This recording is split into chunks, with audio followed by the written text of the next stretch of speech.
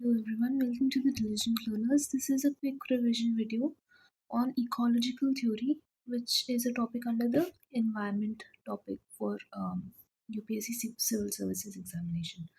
First of all, ecological theories explain how organisms interact with each other and with the environment, shaping population dynamics, community structure, energy flow. ये सब this is not important. ठीक है, we look at the questions first. Which one of the following is the best description of the term ecosystem? A community of organisms interacting with one another. हाँ, हो सकता है.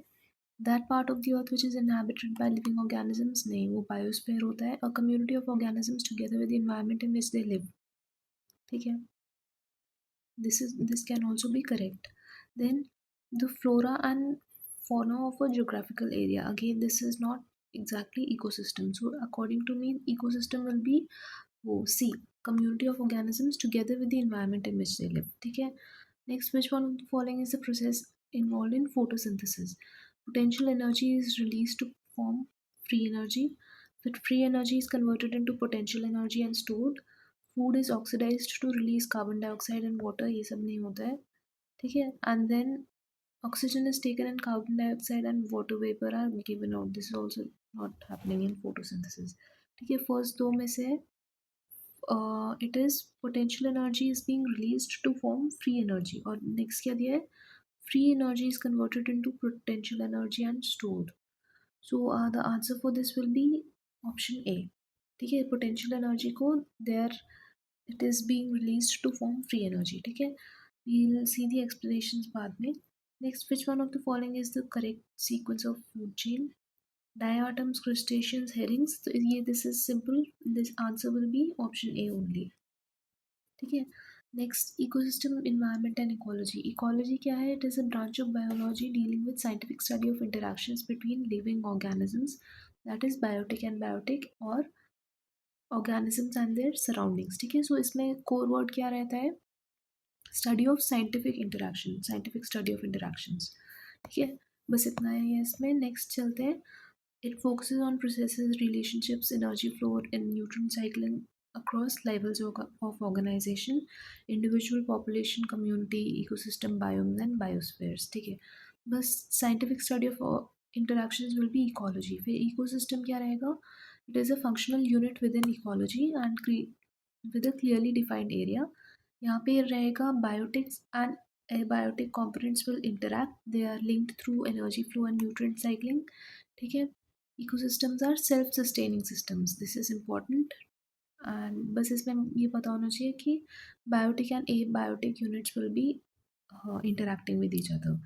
Types क्या है? There can be natural as well as artificial ecosystems. Natural में terrestrial, aquatic. There are two types. Terrestrial में forest, grasslands, deserts. Aquatic में we have marine and freshwater. ठीक है. Then artificial days are human made such as croplands, aquariums, gardens, etc. Environment क्या है? It refers to all external conditions that surround and influence an organisms. ठीक है. तो environment क्या है उस organism का? It will basis में core क्या याद रखना है आपको? All external conditions. ठीक है. It includes biotic factors and abiotic factors as well, and it provides settings in which organisms exist. Now levels of ecological organization क्या है? सबसे पहले ऑर्गेनिज्म होता है, दैट इज़ एन इंडिविजुअल. ठीक है, बेसिक यूनिट बोलते हैं. इसका की फीचर क्या है? होम्योस्टेटिस, मतलब कि ability to maintain internal balance such as temperature, water और पीएच. ठीक है, that will be an organism maintains balance. फिर example deer, tiger, neems etcetera. Population is the presence of same species in one area only. Herein members will interact and a common gene pool will be formed. ठीक है, और example क्या है? Deer in a forest.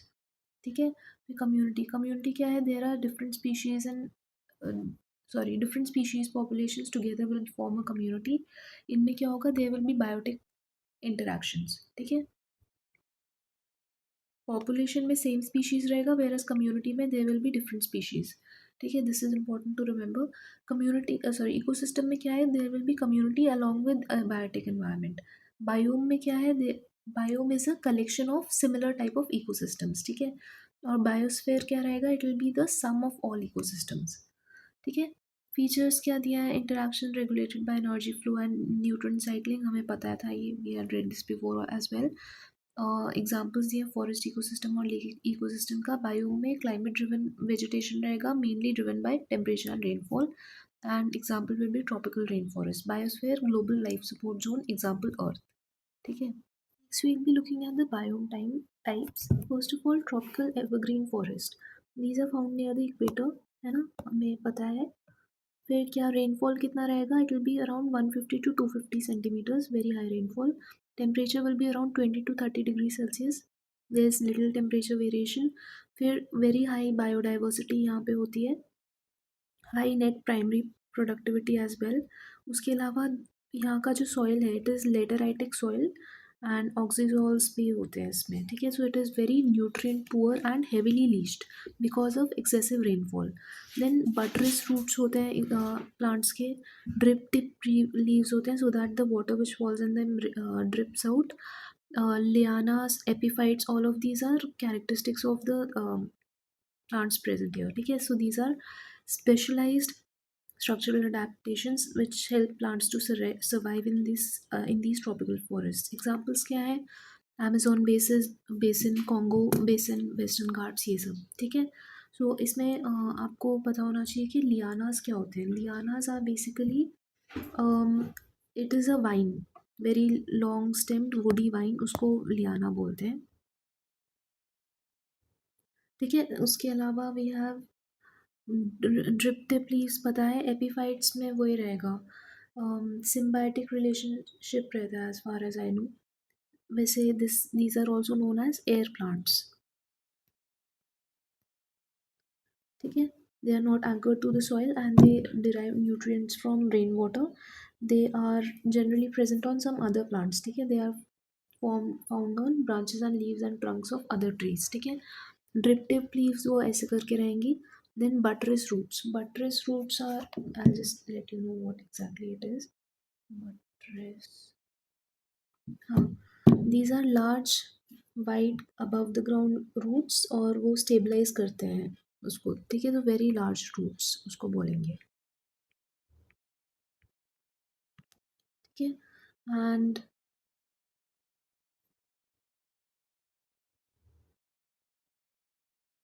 Next these are very shallow rooted trees होते हैं वहाँ पे, वहाँ पे इक्वेटोरियल फॉरेस्ट में। That is why buttress roots are present. These are very wide roots which prevent the trees from falling down. ठीक है। Next है ट्रॉपिकल डेसिडुअस मानसून फॉरेस्ट। इसका क्या रहेगा? 10 degrees to 20 degrees north and south latitude पे रहेगा। Rainfall will be around 800 to 200 centimetres.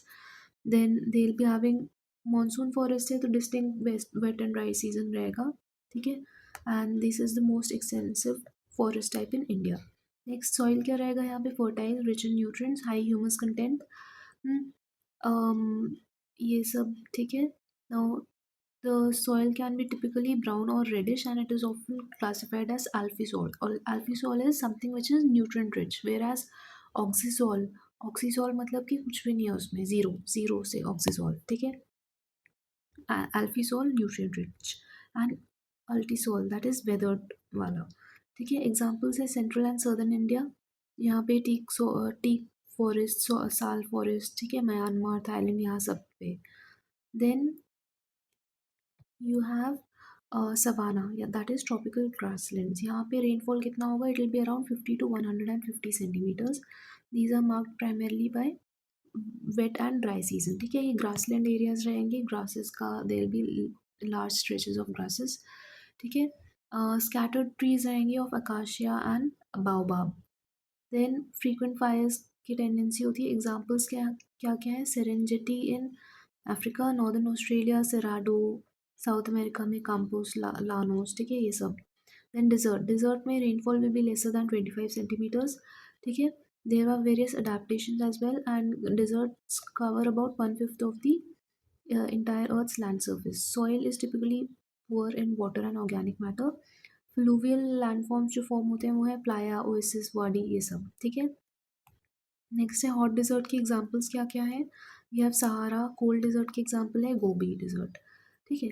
Next है temperate deciduous forest. So these are around present around 30 to 50 degree latitudes, mostly in the northern hemisphere. Rainfall will be 75 to 150 centimeters. So this will be more than grasslands, but lesser than monsoon forests or equatorial forest that for that matter, ठीक है।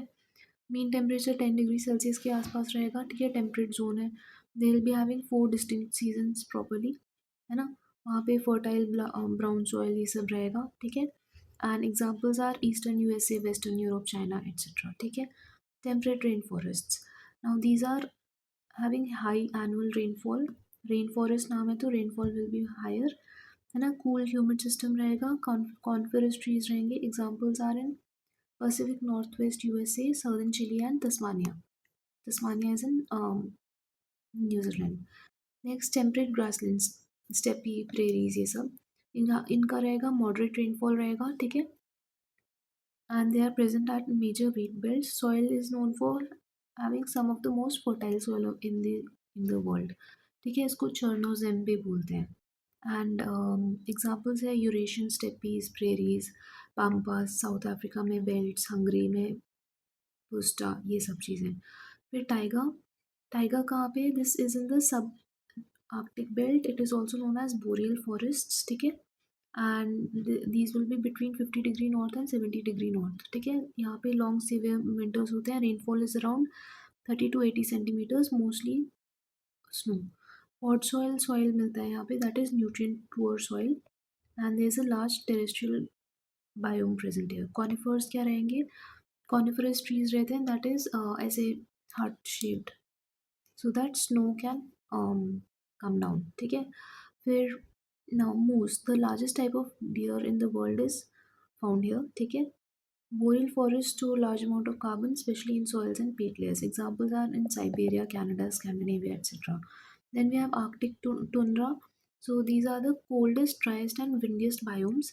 यहाँ पे treeless landscape रहेगा, layer of permanently frozen soil subsoil which is known as permafrost is found here. Arctic tundra region में rainfall will be very less, that is less than 25 centimeters. फिर alpine tundra रहेगा एक reason, ठीक है। these are found at higher latitudes. It is very cold due to the elevation, and examples are वही Himalayas, Alps, etc. Freshwater biome, salinity will be lesser than 0.05%. Examples हैं वही Ganga river system, Great Lakes, ये सब। फिर marine biome, the salinity will be around 3.5%, ठीक है। and it is considered to be the largest biome with around 70% of the earth's surface. Examples वही Pacific Ocean, Great Barrier Reef. Look at the sequence of evolution. Evolution क्या है? एक change from simple to complex form, बस उतने को बोलेंगे हम लोग evolution, ठीक है। and it is primarily driven by genetic variation, ठीक है। तो म्यूटेशन होगा, नेचुरल सिलेक्शन होगा, जेनेटिक ड्रिफ्ट होगा, all of these will cause evolution. So जो एल्गे होता है, those are the simplest form of plants, है ना। दे आर जनरली एक्वेटिक, आपने देखा होगा ऐसे फ्लोट करते रहेंगे, है ना। देन एट फ्लोट भी या फिर रॉक्स के ऊपर you will find green material, no true roots रहेंगे, स्टेम्स नहीं है, लीव्स नहीं है, बस ऐसे ग्रीन ग्रीन रहेगा, ठीक है। and ancestors of land plants. So these are the simplest forms. Then we have bryophytes. Bryophytes are the first land plants. ये है नॉन वैस्कुलर है, दैट इज जाइलम फ्लोएम नहीं। वैस्कुलर मतलब कि as you might be knowing, ये plant है, अगर plant के अंदर there are two tubes, xylem and phloem. Xylem is for as far as I know water transportation के लिए, और फ्लोएम फूड ट्रांसपोर्टेशन के लिए होता है, ठीक है। बट ब्रायोफाइट्स में ऐसा कुछ भी नहीं है, ठीक है। Then gametophyte is dominant, and it is gametophyte dominant होता है, ये गमीट ज़्यादा होता है जिसमें, and fertilization is via water, ठीक है। एज सच absorb नहीं कर सकता, once it is dissolve in water only then does it absorb fertilizers, ठीक है। और गैमेटोफाइट का मतलब क्या है, वो ये साइंस एंड टेक का है, and this is not very important for us. ये मल्टी सेलुलर किसी भी ऑर्गेनिज्म को बोलते हैं gametophyte, and do not bother with this, not very important, ठीक है। Then pteridophyte are the first vascular plants, ठीक है, that those are vessels, so they have true roots, stems, leaves. Sporophyte dominant है ये fertilization is again water dependent, ठीक है। Spores से दे reproduce. Then gymnosperms are the first seed bearing plants, ठीक है। ये सबसे पहले ब्रायोफाइट था, दे वर गमीटोफाइट डोमिनेंट, है ना। देन यू हैव टेरिडोफाइट, है ना। सो इसको लर्न कैसे करेंगे हम लोग, देखो। ब्रायोफाइट आप ऐसे समझ लो कि ए के बाद बी, algae के बाद हल्का सा चेंज हुआ, बी आ गया ब्रायोफाइट, इसमें भी the it is not vascular and everything like that. उसके बाद थोड़ा सा और इट डेवलप तो वेसल्स आ गए, है ना, टेरिडोफाइट। तो इसको ऐसे लर्न कर लो, ए के बाद बी आया, उसके बाद देन देन से टेरिडोफाइट लर्न हो जाएगा, ठीक है। देन टेरिडोफाइट, फिर जिम्नोस्पर्म्स में these will be the first seed bearing plants. Naked seeds रहेंगे, they will be no fruit and reproduction is independent of water. अच्छा, ये फर्टिलाइजेशन वो उसकी बात हो रही है शायद, रिप्रोडक्शन से रिलेटेड, है ना। सो it will be water dependent in these cases, in the above two cases, whereas in this case it will be independent of water, gymnosperms के केस में, क्योंकि seeds have been formed, है ना। so how will you remember this कि germinate होने के लिए there are seeds, ठीक है। then angiosperms, these are the most advanced plants, यहाँ पे flowers रहेंगे and fruits both. Seeds are enclosed and they have the highest diversity and ecological dominance. So what we see most often is angiosperm, ठीक है। इसको कैसे learn करेंगे, angio,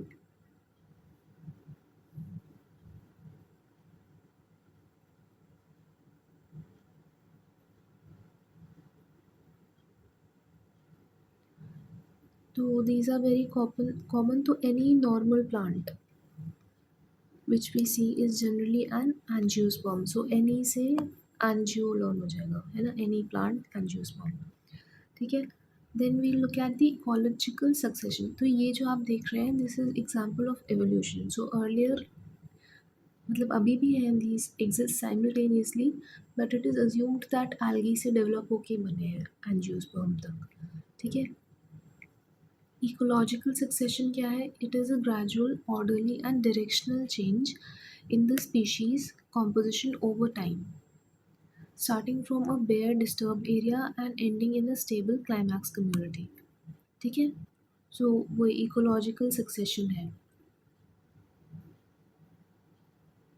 सो यहाँ पे सपोज एक ऐसे खाली रॉक पड़ा है, ओवर टाइम इट गॉट वो लाइफ ऑन इट, तो ट्रीज बन गए बहुत सालों बाद, दैट इज इकोलॉजिकल सक्सेशन, ठीक है। Species composition of an area will change over time, ठीक है, starting from a bare distributed area and ending in a stable climax community, ठीक है। Now causes of ecological succession देखते हैं। Initiating causes रहेंगे, continuing causes रहेंगे और stabilising causes रहेंगे। इनिशिएटिंग कॉजेज में क्या रहेगा, creation of a bare area, है ना।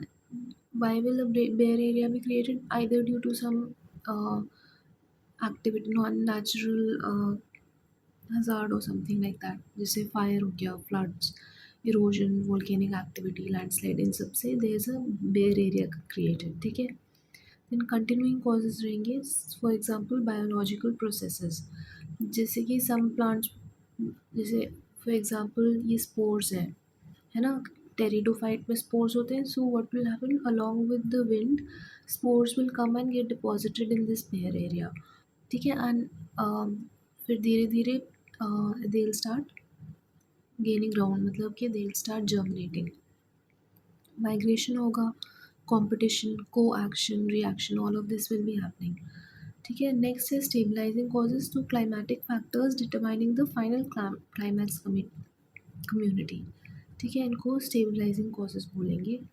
सो it will the climate, stabilising causes are the climate, so climate will determine कि which community will be taking over that place, है ना। जैसे वी हैड रेड अबव कि कॉनिफरस फॉरेस्ट रहता है कि temperate forest, that depends upon the climate.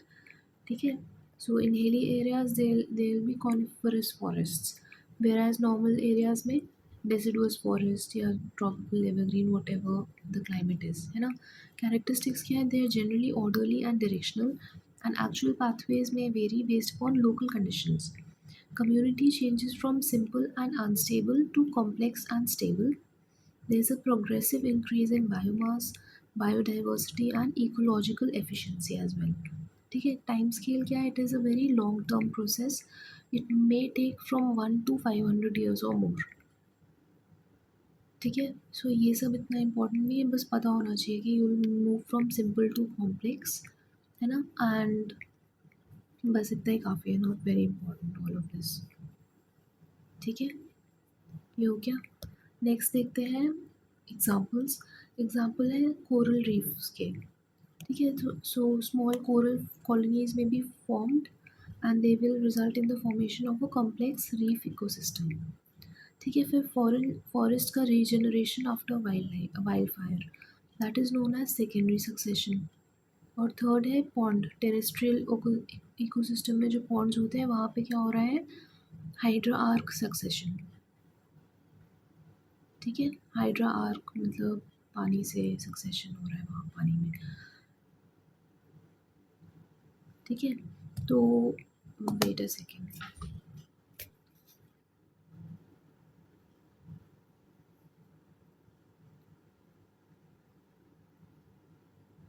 इसमें ऐसे रहेगा, देखो, पानी में इट विल स्टार्ट और ओवर टाइम वो जो पॉन्ड है that will gate filled up and become a normal terrestrial ecosystem. ठीक है.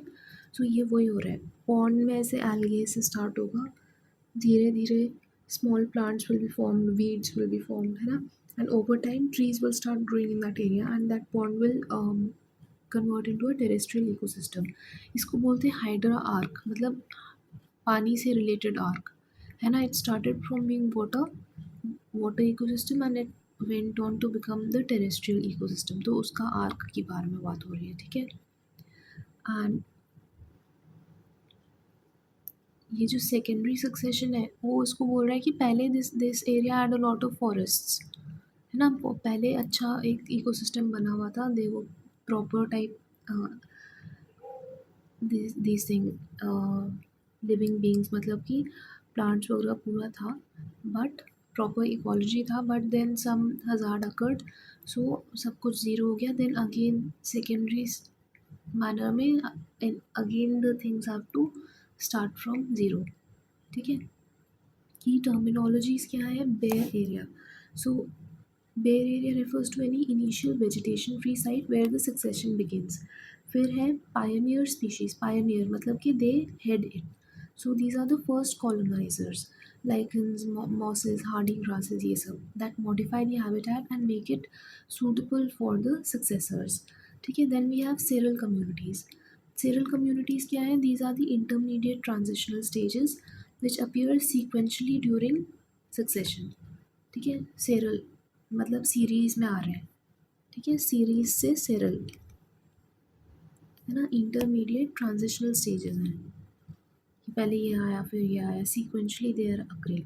Then sere. This is the complete sequence of development stages from pioneer to complex. ठीक है. तो complete sequence को क्या बोलेंगे हम लोग? सियर. और सीरियल कम्युनिटीज़ जो सीरीज़ में आ रहे हैं तो कंप्लीट सीक्वेंस को बोलेंगे सियर.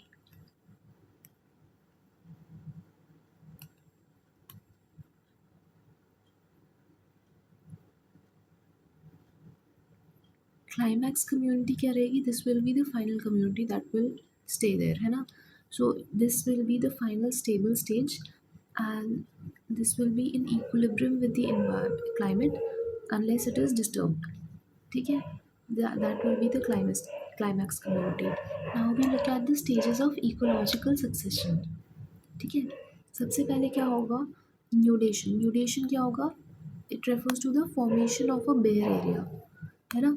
बेयर एरिया क्रिएट हो गया ड्यू टू नेचुरल हजार्ड्स और either due to natural hazards और ड्यू टू एंथ्रोपोजेनिक कॉजेज, है ना. ह्यूमन की वजह से वो बन गया, या फिर ये वोल्केनिक इरप्शंस, फ्लड, लैंडस्लाइड, इनकी वजह से कुछ बन गया।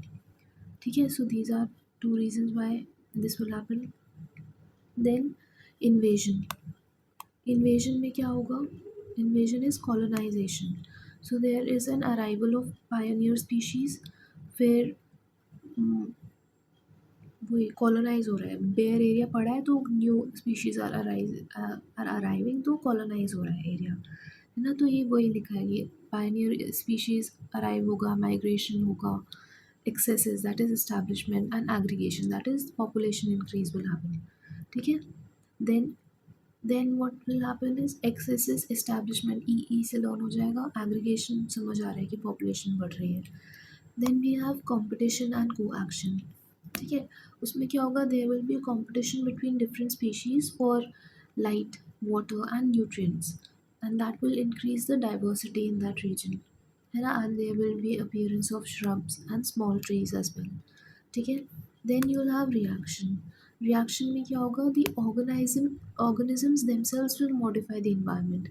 for examples if you see, जो हमारे evergreen forests हैं, there both the things are happening, climate is influencing the ecology and ecology is also influencing the climate और weather, है ना। वहाँ पे इतना सारा trees हैं and उनसे oxygen levels are increasing, so it has a very big effect on the climate and weather as well। So organisms modify the environment, conditions become unsuitable for new pioneers। ठीक है, so they are getting to, they are starting to get a stronghold there, है ना। but they are favorable for successor species। ठीक है, new कोई भी आके नहीं रह पाएगा क्योंकि वो स्टेबलाइज हो रहे हैं। Now, overall stabilization and climax. So, mature self-sustaining ecosystem बन जाएगा। ठीक है, and there will be high biodiversity in this region and complex food webs भी रहेंगे यहाँ पे। ठीक है, तो ये सब रहेगा वहाँ पे stabilization और climax वाले situation में। Now we'll be looking at the types of ecological succession। So these are all the types, है ना। इनको देखते हैं। First of all we have ecological succession. क्या होता है? We had already read above also. It varies across regions depending upon pre existing life, soil availability और बहुत सारे फैक्टर्स हैं। ठीक है, so based upon that succession is classified into different types, and what exactly is it? That is the change in species composition over time in a particular area। पहले तो खाली area था, फिर बढ़ने लग गए स्पीशीज ओवर टाइम। ठीक है, उसको बोलेंगे ecological succession. So first of all now we begin with primary succession. ठीक है, प्राइमरी सक्सेशन में क्या होगा? इनिशियल कंडीशंस क्या रहेंगे? There is no soil present, है ना। The environment will be harsh and often nutrient deficient. ठीक है, देन पायनियर स्पीशीज़ क्या क्या है यहाँ पे? लाइकन्स, algae, fungi, जो छोटा छोटा बिल्कुल सिंपल स्पीशीज हैं, those will be the pioneer species। they will be the first to colonize, they will break down the rock through weathering and create the first layer of soil। ठीक है, then succession sequence आना start हो जाएगा। Pioneer species के बाद में there will be a sequence of species. इनको क्या सीरियल वो भी बोलते हैं ना, सीरियल कम्युनिटीज़। ठीक है, and these entire serial communities are then referred to as the seer। ठीक है, सो ये हो गया यहाँ पे सक्सेशन सीक्वेंस में Pioneer species, small annual plants, perennials, grasses, shrubs, ये सब। then finally shade intolerant and tolerant trees will be formed, and this will be a very slow process। it will often take nearly 1,000 years or more to reach a stable state।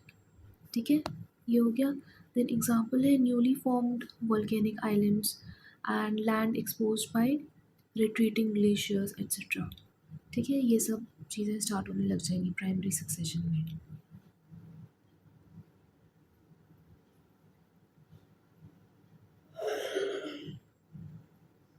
Then secondary succession देखते हैं। This will start with, अच्छा हाँ, ये primary succession में एकदम new जगह पे, बिल्कुल पहले वहाँ कुछ नहीं था। ठीक है, न्यू जैसे वोल्केनिक आइलैंड्स न्यू बने हैं, है ना, या रिट्रीटिंग ग्लेशियर्स की वजह से लैंड न्यू फॉर्म, मतलब फॉर्म तो नहीं, it has been exposed, new land has been exposed. ठीक है, तो यहाँ बिल्कुल न्यू जगह पे स्टार्ट हो रहा है। Whereas secondary succession will happen in an area where and a community already existed before, but उसके बाद में कुछ नेचुरल हज़ार्ड या कुछ हुआ and it has gone away, then again life has to start here. So it starts where life existed earlier. Soil was already present faster than primary due to the availability of seed bank, microbes, nutrients, etc. ठीक है, so this is important to remember कि जो secondary succession है this will be faster than the primary succession. ठीक है, and example क्या है, अगर फॉरेस्ट फायर हो गया तो उसके बाद जो फॉरेस्ट बनेगा उसको बोलेंगे सेकेंडरी सक्सेशन. ठीक है, now this is primary succession और फिर सेकेंडरी सक्सेशन है यहाँ पे, है ना. सो प्राइमरी में क्या हो रहा है, वो पायनियर स्पीशीज़ है पहले, फिर इंटरमीडिएट स्पीशीज़ है and lastly we have the climax community. ठीक है, और ये भी है पायनियर, इंटरमीडिएट, क्लाइमैक्स. सेकेंडरी में क्या होगा, पायनियर से पहले भी एक स्पीशीज़ थी, फिर उसके बाद पायनियर आया, फिर intermediate, then climax community came, and this will happen over a smaller period of time. ठीक है, आप देख रहे हो ये कम टाइम में हो गया, वेयर यहाँ तो hundreds of years are required. ठीक है, now we look at hydrarch succession. Hydrarch succession we had already read above as well. वहाँ क्या होगा, ऐसे पॉन्ड में स्टार्ट हुआ प्लांट्स वगैरह फॉर्म होना and over time that became a terrestrial area. So it starts in an aquatic habitat, phytoplankton, submerged plants, ये सब होना लगा and over time it became a forest. ठीक है, this is a type of primary succession itself only, है ना. So from pond to forest. ठीक है, फिर है जेरार्क सक्सेशन. तो हाइड्रार्क मतलब पानी से रिलेटेड है, वाटर. सो वाटर से स्टार्ट हुआ and it became a proper terrestrial region. Xerarch में क्या होगा, ड्राई हैबिटेट से स्टार्ट हो रहा है, जेर ड्राई से रिलेटेड है ना वर्ड. तो जेर जर्जर ज़मीन है ना, xerarch. This starts in dry habitats, rock sand वहाँ पे. सो रॉक से क्या बन गया, लाइकन्स, फिर moss, herbs, shrubs, forest over time. ठीक है, and the soil and moisture will gradually improve and this is a type of primary succession. ठीक है, एग्जाम्पल है वही बेयर रॉक, सैंड ड्यून्स, ये सब चीज़ें. Then you have autogenic succession. ठीक है, ऑटोजेनिक सक्सेशन में क्या होगा, this is driven by the organisms themselves. ठीक है, so the vegetation will modify the soil, shade, moisture, nutrients etcetera. Example soil enrichment in forests. ठीक है, तो ऑटोजेनिक मतलब automatic, automatic. So this will be driven by organisms themselves. तो इसमें क्या हो रहा है कि जो ऑर्गेनिज्म है ये ही मॉडिफाई कर रहा है आसपास की जगहों को, इकोसिस्टम को. ठीक है, नेक्स्ट है allogenic. Allogenic is driven by external forces. ठीक है, so for example you have floods, fire, storm, climate change, इन सब से जो चीज़ हो रही है दैट विल बी एलोजेनिक. है ना, ऑटो है कि अपने आप कर रहा है, जो हमारा ऑर्गेनिज्म है अपने आप ऑटोमेटिकली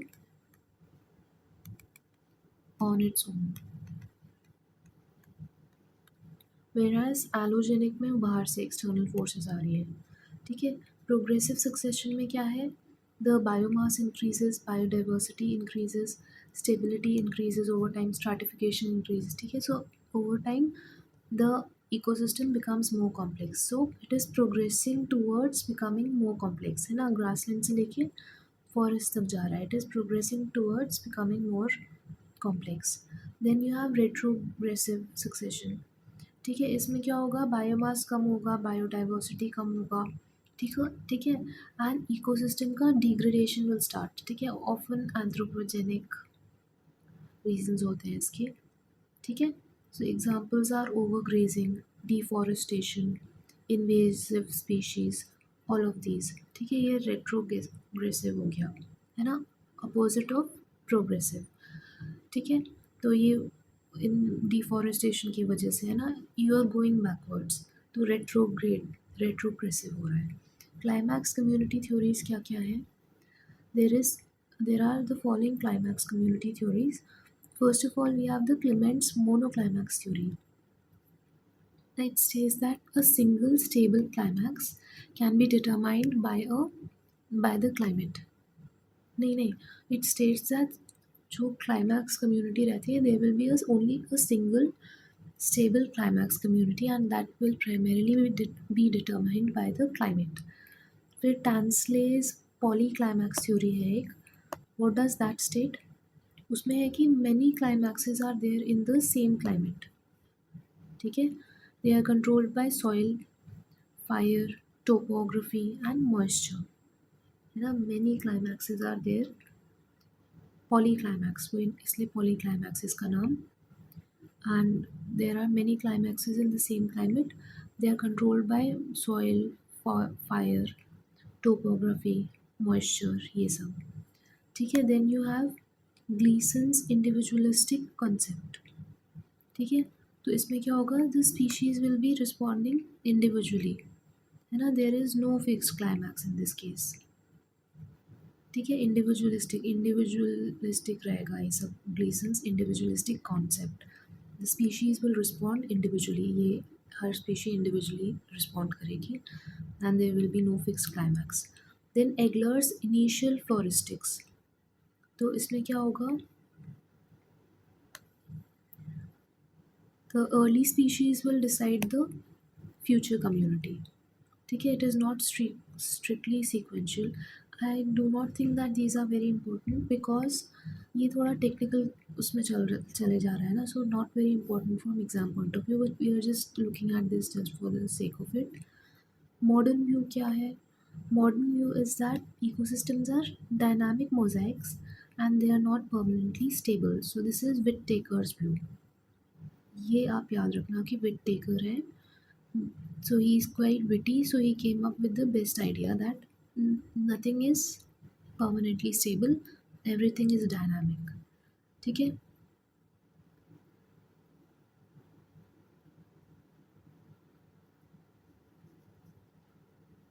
नेक्स्ट देखते हैं. ये सब हो गया. Habitat, niche and space use. ठीक है. So organisms generally survive by occupying a space that is known as a habitat and performing a role that is a niche and using that space efficiently. ठीक है. तो ये होता है organisms. They survive by doing all of this. कोई space को occupy करा, habitat बना दिया. They perform a role of a niche species and they then use this space efficiently. तो हैबिटेट में क्या है? Habitat is a natural living space of an organism. It provides food, water, shelter, space. ये सब provide करता है habitat. And it is often called the organism's address. ठीक है, कि वहाँ पे रहता है ऑर्गेनिज्म, तो उसका हैबिटेट वो है. सो पॉन्ड का हैबिटेट क्या है? वही फिशेस है, फ्रॉग्स, इंसेक्ट्स, एल्गी, ये सब है. ठीक है. फिर की फीचर्स क्या है इनके? There will be a defined physical area. Biotic और एबायोटिक कंपोनेंट्स रहेंगे, है ना, उस हैबिटेट में. ठीक है. और it influences the distribution, survival and behaviour. ठीक है. And organisms will be showing local adaptations as well. ठीक है. नाउ फीचर्स क्या है? वही there will be different types of mediums. For example terrestrial habit. एक तो टेरेस्ट्रियल हैबिटेट हो सकता है, एक एक्वेटिक हैबिटेट हो सकता है. ठीक है. With in the terrestrial habitat, land is the medium whereas water is the medium in aquatic habitat. Major types of terrestrial habitats क्या है? Desert, grassland, forest, mountain, ये सब चीज़ें. Aquatic habitats, fresh water, marine, estuarine systems. ठीक है. ये limiting factor क्या है terrestrial habitat में? Water availability. Whereas in the case of aquatic habitats it is light, dissolved oxygen, salinity, ये सब. ठीक है. देन टेम्परेचर वेरिएशन क्या है? इसको एक एक करके देख लेते हैं हम लोग. टेरेस्ट्रियल में क्या है? हाई, डायोडनल एंड सीजनल एक्सट्रीम्स रहते हैं. High temperature variations because low specific heat होती है लैंड की, है ना, ये हमें पता ही है. ठीक है. ऑक्सीजन अवेलेबिलिटी अबंडेंट है लैंड पे. Pressure nearly constant atmospheric pressure रहता है. लाइट पेनिट्रेशन होती है काफ़ी लैंड पे, है ना. Salinity is generally low. Support organisms require strong skeletal support due to the presence of a lot of gravity there. Whereas वहाँ क्या होता है? पानी में buoyancy होती है ना, and that is why they do not require strong support structures. ठीक है. Then water loss issue. Water loss issue is a major problem in land habitats. ठीक है. There is a risk of desiccation. ठीक है. And adaptations क्या क्या है, ज़ीरोफाइट्स रहेंगे, थिक क्यूटिकल रहेगा, specially in the habitats having very low water, है ना। और यहाँ डेसिकेशन का मतलब वही होता है एक्सट्रीम ड्राइंग, ठीक है, extreme drying of any region, extreme drying up of any region, ठीक है। देन यू हैव वही अडेप्टेशन में ज़ीरोफाइट्स हैं, दीज आर ड्राई प्लांट्स, है ना। उसके बाद है प्रोडक्टिविटी पैटर्न क्या है, it depends upon the rainfall and the soil, ठीक है। प्रोडक्टिविटी रेनफॉल और सॉइल पे डिपेंड करेगी। Biodiversity distribution will be high in the forests, example है थार डेजर्ट, हिमालयाज, ये सब जगह, ठीक है। देन हमारा एक्वेटिक हैबिटेट में क्या क्या रहेगा, temperature variation will be relatively stable, ठीक है, it will vary with depth. Then oxygen availability will be limited, dissolve oxygen रहेगा यहाँ पे, ठीक है। Pressure it increases with depth, light penetration decreases with depth, ठीक है। फोटिक जोन्स हैं वहाँ पे, है ना।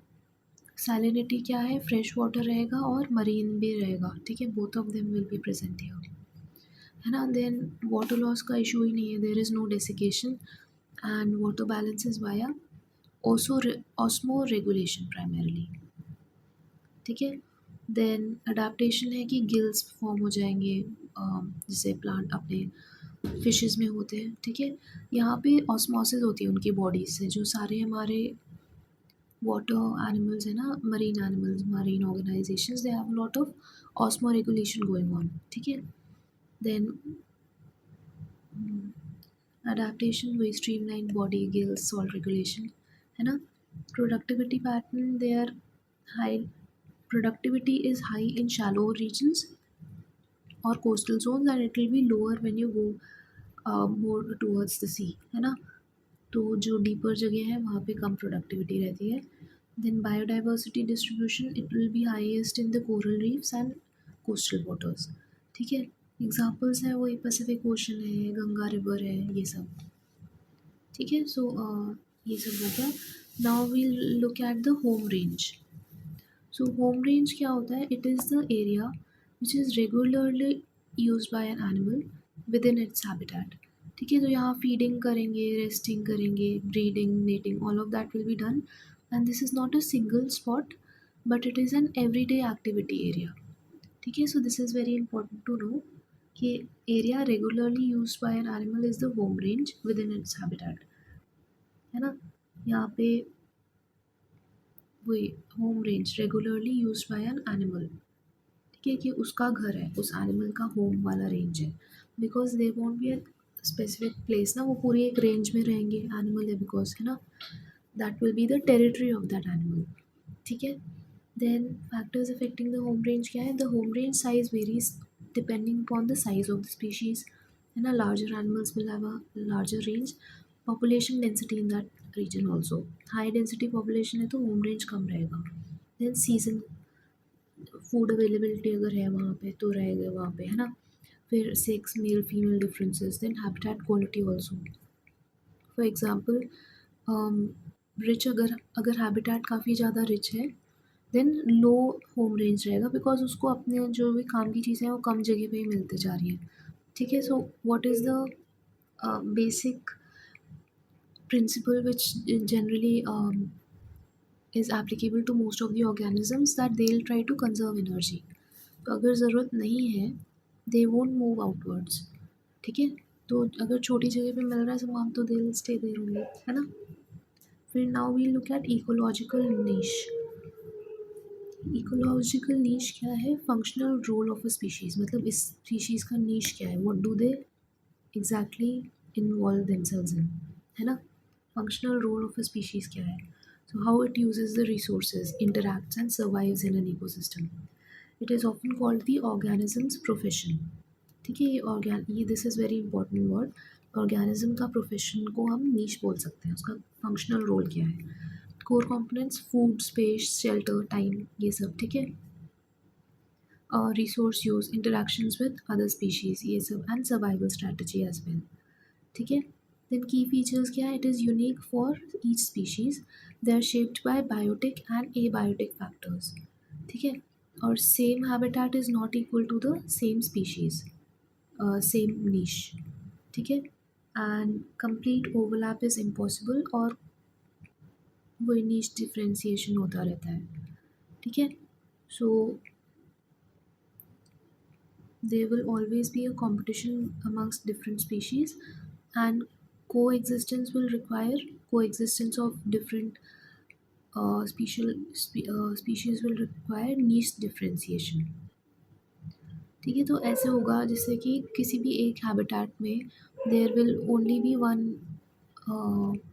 कार्निवोर, वन मतलब वन मेजर कार्निवोरस रहेगा, कार्निवोरस स्पीशीज़ वन मेजर ऐसे ऐसे करके रहेगा। फॉर एग्जांपल ऐसे कहीं पे टाइगर का हैबिटेट है, so there will primarily be tiger only, ऐसे नहीं है कि लायन भी साथ में आके रह रहे हैं, ठीक है। तो एक ही मेजर नीश जो स्पीशीज़ है, एक काम करने वाली एक स्पीशीज़ रहता है यूजुअली, ठीक है।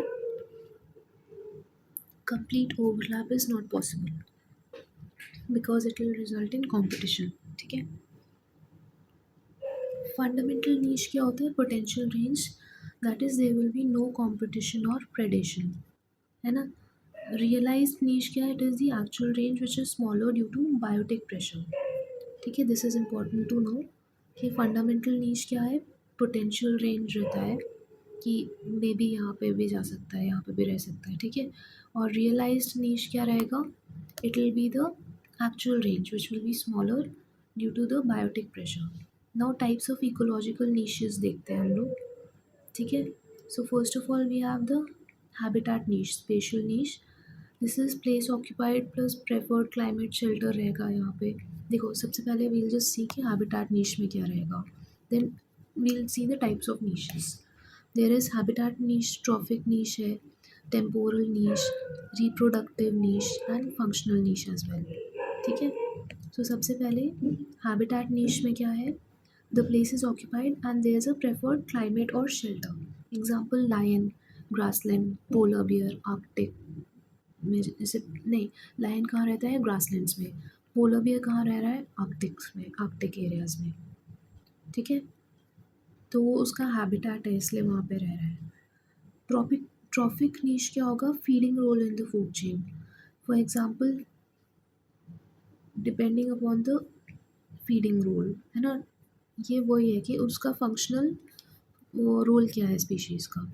तो functional role can be depending upon different functions, ठीक है। अगर हम हैबिटेट के बारे में देखें तो वही हैबिटेट के हिसाब से कि ग्रासलैंड में लायन रहता है, आर्कटिक में पोलर बियर रहता है। फिर ट्रॉफिक के नीश के हिसाब से देखें, so it depends upon the food chain, है ना, कि feeding role in the food chain कि उसका रोल क्या है। फॉर एग्जाम्पल ग्रास का रोल है, इट एज अ प्रोड्यूसर, ठीक है। डियर का क्या रोल है? It is a herbivore, it will be eating that grass up and it will be preventing grass from taking over the entire place. Then lion का क्या काम है? Lion का काम है कि डियर की पॉपुलेशन को कंट्रोल करना, बिकॉज अगर डियर बहुत ज़्यादा बढ़ जाएगा देन ग्रास विल एंड, है ना, ग्रास खत्म हो जाएगी, बहुत ज़्यादा ही डियर बढ़ गया तो, ठीक है। So that is its role. Then temporal niche, temporal niche क्या है?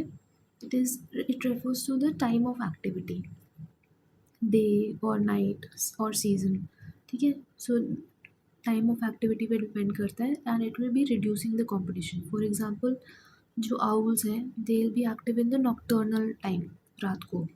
ईगल है वो डायोडनल रहेगा उसका सिस्टम, सुबह भी रात को भी, ठीक है। सो टाइम ऑफ एक्टिविटी के हिसाब से भी niche can be decided. Then reproductive niche भी रहता है, breeding requirements, place and time of reproduction. For example sea turtles हैं, they generally migrate towards sandy beaches in order to reproduce, है ना। सो हमारे ऑलिव रिडली टर्टल्स हैं, वो सब का पता होगा आपको, है ना। They migrate to different places, तो उनका नीश चेंज हो जाता है उसके ब्रीडिंग रिक्वायरमेंट्स के हिसाब से, ठीक है। Then you have functional niche, so ecological role in the ecosystem, जैसे एनर्जी फ्लो और न्यूट्रिएंट साइकिलिंग, है ना। तो जैसे बीज का क्या काम है? पॉलिनेशन करना। डिकम्पोजर्स का क्या काम है? न्यूट्रिएंट रिसाइकलिंग करना, ठीक है। सो ओवरऑल रोल की बात कर रहे हैं कि एनर्जी फ्लो के बेसिस पे या न्यूट्रिएंट साइक्लिंग के बेसिस पे क्या रोल है। Now we look at the ecotone, edge effect and ecoclime. ठीक है। इकोटोन क्या होता है?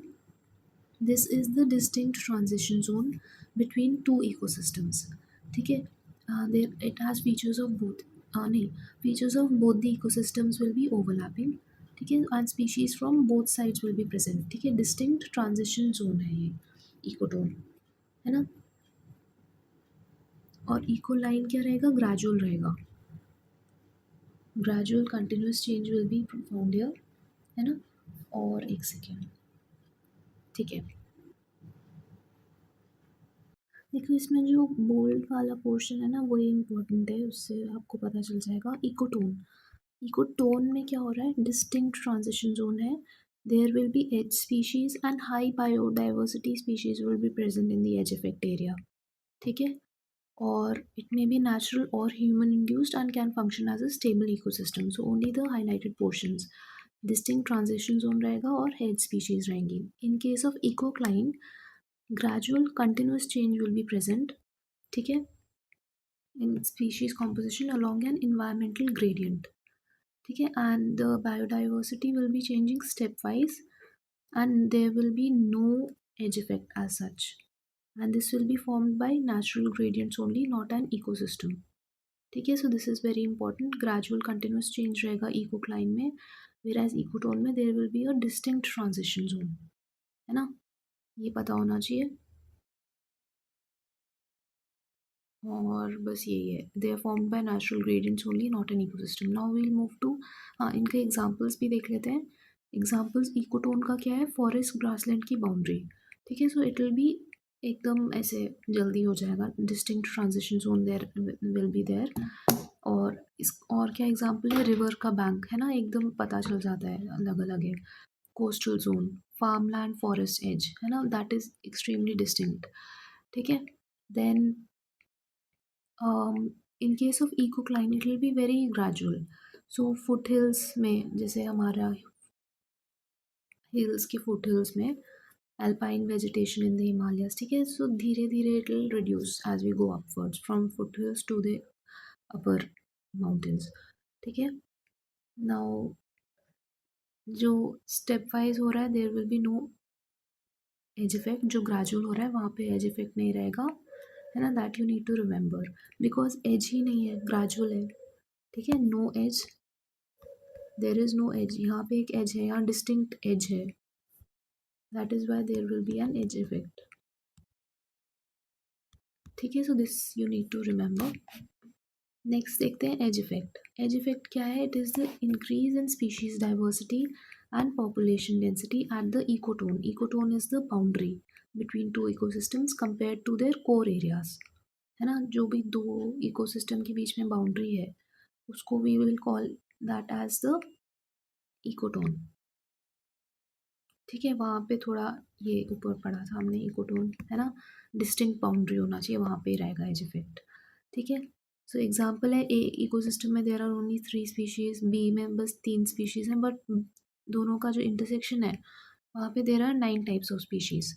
ठीक है, अकरेंस क्या है? इकोसिस्टम ओवरलैप में क्या होता है? There is access to resources from both sides. ठीक है, so more number of resources are available, so that favours a higher species of animals. ठीक है, ग्रेटर हैबिटेट वेराइटी बनेगा, higher survival and diversity will be there. Characteristics क्या है? Species richness is highest at the edges, है ना, and presence of edge tolerant species plus species from ecosystem adjoining ecosystems will also be there, है ना। As specialist species भी रहेंगे वहाँ पे कुछ। ठीक है, सो बहुत सारी स्पीशीज हो जाएंगे। ठीक है, नेक्स्ट देखते हैं tropic trophic relationship and transfer, है ना। Energy flow in ecosystems is generally unidirectional, जैसे सन फिर producers, consumers and decomposers, and the energy decreases at each level. ठीक है, इसमें देखो energy flow is always unidirectional, this thing you should be knowing. ठीक है, and energy always decreases at each level, तो ये ऐसा पिरामिड बनेगा एनर्जी का, है ना। ठीक है, so you need to remember कि energy flow is always unidirectional and मतलब इसी डायरेक्शन में फ्लो हो रहा है, जैसे यहाँ पे दिख रहा है आपको, ठीक है। And most of energy will be lost eight each level, ठीक है। तो एपेक्स प्रेडेटर्स हैं, फिर फोर्थ ट्रॉपिक लेवल, सबसे पहले प्रोड्यूसर्स हैं, they have a lot of energy, फिर जैसे ऊपर जाते जाते कम होते जा रही है, ठीक है। नाउ ट्रॉफिक लेवल्स को देखते हैं। Producers are the first levels, है ना, इनको ऑटोट्रॉफ्स भी बोलते हैं। So autotrophs that capture solar energy via photosynthesis and convert into carbon dioxide, ठीक है, ये उनको एक प्लांट्स को बोलते हैं, ठीक है। ऑटोट्रॉफ्स मतलब they automatically they make their food, ठीक है। They form the base of all grazing food chains. Example green plants, algae, phytoplanktons, ये सब, है ना। डीप सी इवेंट्स में भी होते हैं. What are they known as? They are known as chemoautotrophs because they act as primary producers and they rely on chemosynthesis, not photosynthesis. ठीक है, so this is very important कि deep sea events में क्या बोलते हैं इनको. Primary consumers क्या है? These are the second level herbivores. They feed on producers, है ना, डियर, कैटल, ये सब चीज़ें. सेकेंडरी कंज्यूमर्स कार्निवोर्स और ओमनिवोर्स, ठीक है, feed on herbivores, fish, frog, lizard, ये सब. टर्शरी क्या रहेंगे? They will be large carnivores, snakes, owls, they feed on secondary consumers, ठीक है. Then you have apex consumers, they are at the top, they are no natural predators होते हैं, they have the lowest energy availability. Example tiger, lion, shark, ये सब, ठीक है. और they are the apex ones, ठीक है, इनको एपेक्स कंज्यूमर बोलेंगे. They will be at the top. Decomposers क्या रहेंगे? They will be the microorganisms that हाँ, इनका देखो, एपेक्स कंज्यूमर को how will you identify that this person is an this organism is an apex consumer? They will have no predator, ये वही लिखा है कि they will be having no predator, ठीक है. They will not become a prey to anyone, ठीक है. So they are at the apex, they are at the top, ठीक है. और वही, ये बस मरते हैं, मतलब अपना एज होने पे. And decomposers will decompose them, microorganisms that chemically break down organic matter. So those are the decomposers, ठीक है. क्या करते हैं? chemically break down the organic matter, ठीक है. एग्जाम्पल है बैक्टीरिया, फंगाई, ये सब चीज़ें. Then there are detritivores. detritivores क्या करते हैं? They feed on the detritus physically, ठीक है. तो न्यूट्रिएंट साइक्लिंग, है ना, ये सब. Physically they feed on some detritus, ठीक है. सो जैसे हैं अर्थवर्म्स, टर्माइट्स, वल्चर्स, ये सब, ठीक है. सो detritivores and decomposers are present and active at all trophic levels, ठीक है. तो detritivores feed on the detritus physically. Detritus क्या रहेगा? जो डेड ऑर्गेनिजम्स का मैटर पड़ा है ना, dead matter, that will be known as the decomposing dead organic matter, that is detritus, ठीक है. और उसको जाके खा रहे हैं तो डेट्रिटिवोर, अर्थवर्म वगैरह खा रहे हैं जाके, है ना. और जो माइक्रो ऑर्गेनिजम्स हैं which break down that matter chemically, that will be known as a decomposer, ठीक है. Now decomposers and detritivores are present and active at all trophic levels. तो यहाँ पे भी रहेंगे, यहाँ पे भी रहेंगे, सब जगह रहेंगे, ठीक है. Now organisms occupying multiple consumer levels. So certain organisms can occupy secondary, tertiary or apex consumer roles depending upon their diet and position in the food chain, ठीक है. So they'll be at multiple levels, reflecting the dynamic nature of trophic levels. Examples हैं bear, shark, eagle. Omnivore का अपना नाम सुना होगा. Omnivores are those people नहीं, organisms which have both.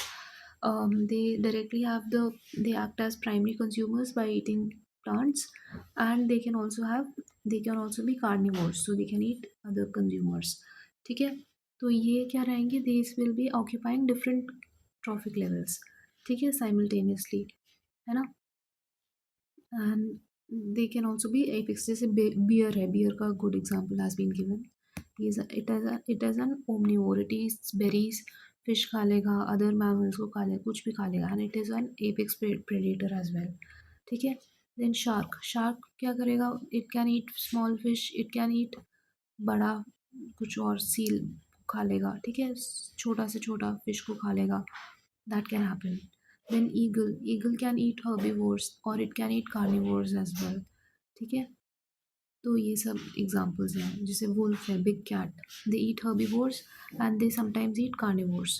ठीक है, they are usually apex consumers. Then humans, human का क्या है, प्लांट डाइट होता है ना। सो प्राइमरी कंज्यूमर्स होते हैं humans. Human then they can also eat meat, then they can also eat, मतलब काफ़ी सारी चीज़ें खा सकते हैं। ठीक है, ये बता रहे हैं लोग। नाउ फीचर्स देखते हैं, we will be seeing the difference between a food chain and a food web. ठीक है, फूड वेब में क्या होगा, it refers to a linear pathway of energy transfer, single sequence है। वेराज फूड वेब में क्या है, there is a complex network of interconnected food chains. ठीक है, वेब लाइट नेटवर्क बन जाएगा and it represents a real ecosystem. ठीक है, सो एनर्जी फ्लो क्या रहेगा, फूड चेन के केस में it will be a single dominant pathway there, है ना। और यहाँ पे फूड वेब में क्या होगा, there will be multiple pathways. ठीक है, टाइप्स क्या क्या है फूड चेन के, grazing food chain, detritus food chain. ठीक है, और डेट्रेटस में वो उल्टा चीज़ हो रहा है कि डेड एनिमल है, फिर उसको किसी वल्चर ने खाया, फिर वल्चर मर गया, ये सब चीज़ें होती रहेंगी उसमें, है ना। Food web there is no fixed type. ठीक है, यहाँ पे बस दो ही है, ग्रेजिंग या डेट्रिटस, यहाँ पे there are no fixed types as such. Then structure क्या है यूजुअली, अच्छा ये आपको पता होना चाहिए, इन जो एनर्जी फ्लो है फूड चेन में बस एक ही पाथवे रहेगा, वेयर एज फूड वेब में there will be different pathways. ठीक है, structure usually one organism per trophic level will be present in a food chain, यहाँ पे multiple species per trophic level, complexity very complex food web, और यहाँ पे simple रहता है। स्टेबिलिटी में food chain is less stable, whereas food web will be more stable and resilient. ठीक है, लेस स्टेबल है so it is an isolated chain, food chain. Then adaptability low है फूड चेन में and food web में it is high. ठीक है, disturbance का impact क्या है, there will be high vulnerability in case of food chains, whereas in the case of food webs they will be buffered by alternatives, है ना। Example है grass, in the case of food chain there is grass, grasshopper, नहीं वही दिया है कि grass को grass hopper ने खाया, फिर फ्रॉग ने खा लिया, फिर ऐसे खाते रहे। यहाँ पे क्या हो रहा है, ग्रास ग्रास हॉपर भी खा रहा है, रैबिट भी खा रहा है। ठीक है, वो फिर और दो तीन लोग उसको खा रहे हैं। ठीक है, ये सब चीज़ें हो रही हैं। देन ये ग्रास को ह्यूमंस भी खा रहे हैं, ऐसे वीट ग्रास वगैरह को। ठीक है, तो कुछ भी हो रहा है यहाँ पे, वेब है। मरीन फूड चेन की बात करते हैं, marine ecosystems include ocean, seas, coastal water and they are considered to be the largest ecosystems on earth. ठीक है, they support immense biodiversity, they play a crucial role when it comes to climate regulation, oxygen production and global food webs. ठीक है, so we look at this now. देखो क्या क्या हो रहा है यहाँ पे, there are photo autotrophs that is the plants. ठीक है, देन यू हैव हर्बीवोर्स, फिर कार्निवोर्स और लास्ट में टॉप प्रेडेटर्स आर प्रेजेंट। ठीक है, जो प्लांट्स हैं हमारे photoautotrophs, every species in the seas food chain requires organic carbon to survive and these tiny organisms will produce all of it. ठीक है, तो ये इसको पढ़ने की जरूरत नहीं, यू जस्ट नो कि व्हाट इज हैपनिंग वहाँ पे। क्या फोटो ऑटोट्रॉफ्स क्या रहेंगे, वो फाइटोप्लैंक्टन वगैरह, है ना, सीवेड, सी ग्रासेस। ठीक है, so they will be requiring some carbon to survive, है ना, सारे जो फूड चेन के एनिमल्स हैं, and this carbon will be produced by these phytoplanktons वगैरह। ठीक है, and they tap energy from the sun as well in order to fuel the entire ecosystem. ठीक है, हर्बीवोर्स क्या रहेंगे, ये थोड़ा छोटे fish, zooplankton, sea urchin, parrot fish, all of these they will be feeding on seaweed, grasses and phytoplanktons. ठीक है, next है carnivores, carnivores they will be eating the smaller fishes.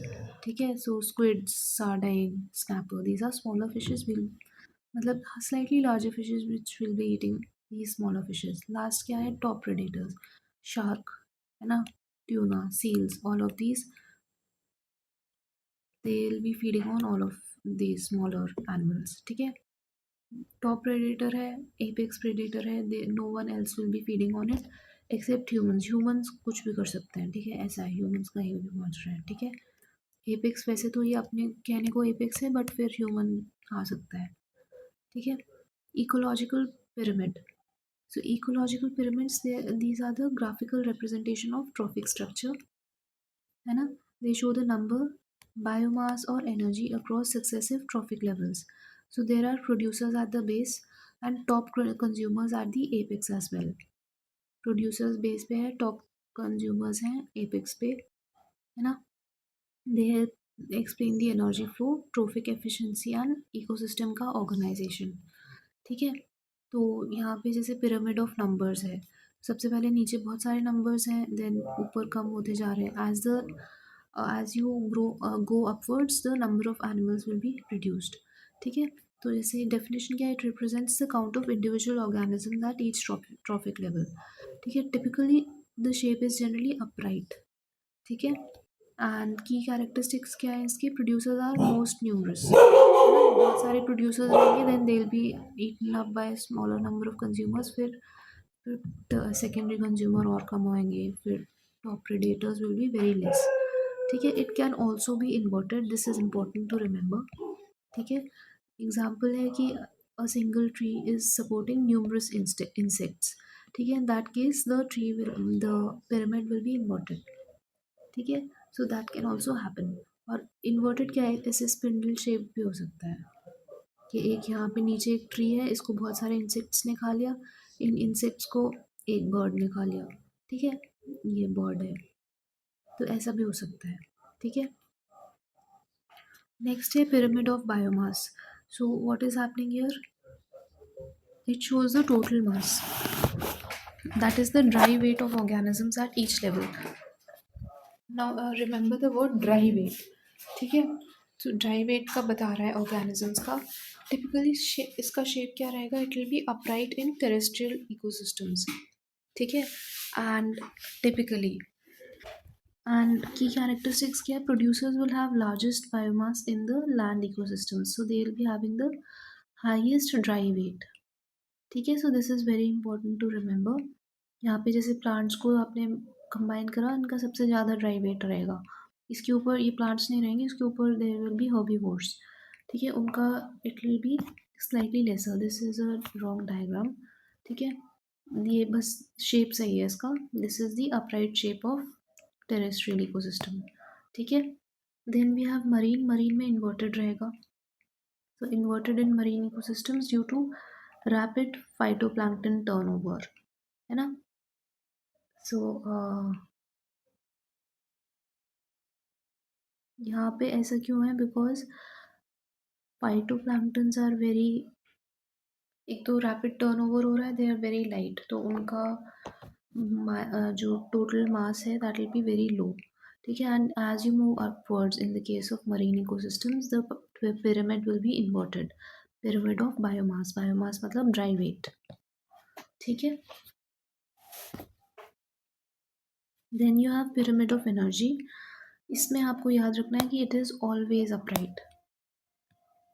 ठीक है. सो यहाँ पे क्या हो रहा है, first of all it illustrates the energy flow rate at each trophic level, and as we had read earlier also, energy is always lost at each level, and that is why this pyramid is upright. ठीक है. so energy decreases by 90% between the different levels. ठीक है. तो ये 10% rule बोलते हैं इसको, कि 90% of the energy will be lost at the next trophic level. ठीक है.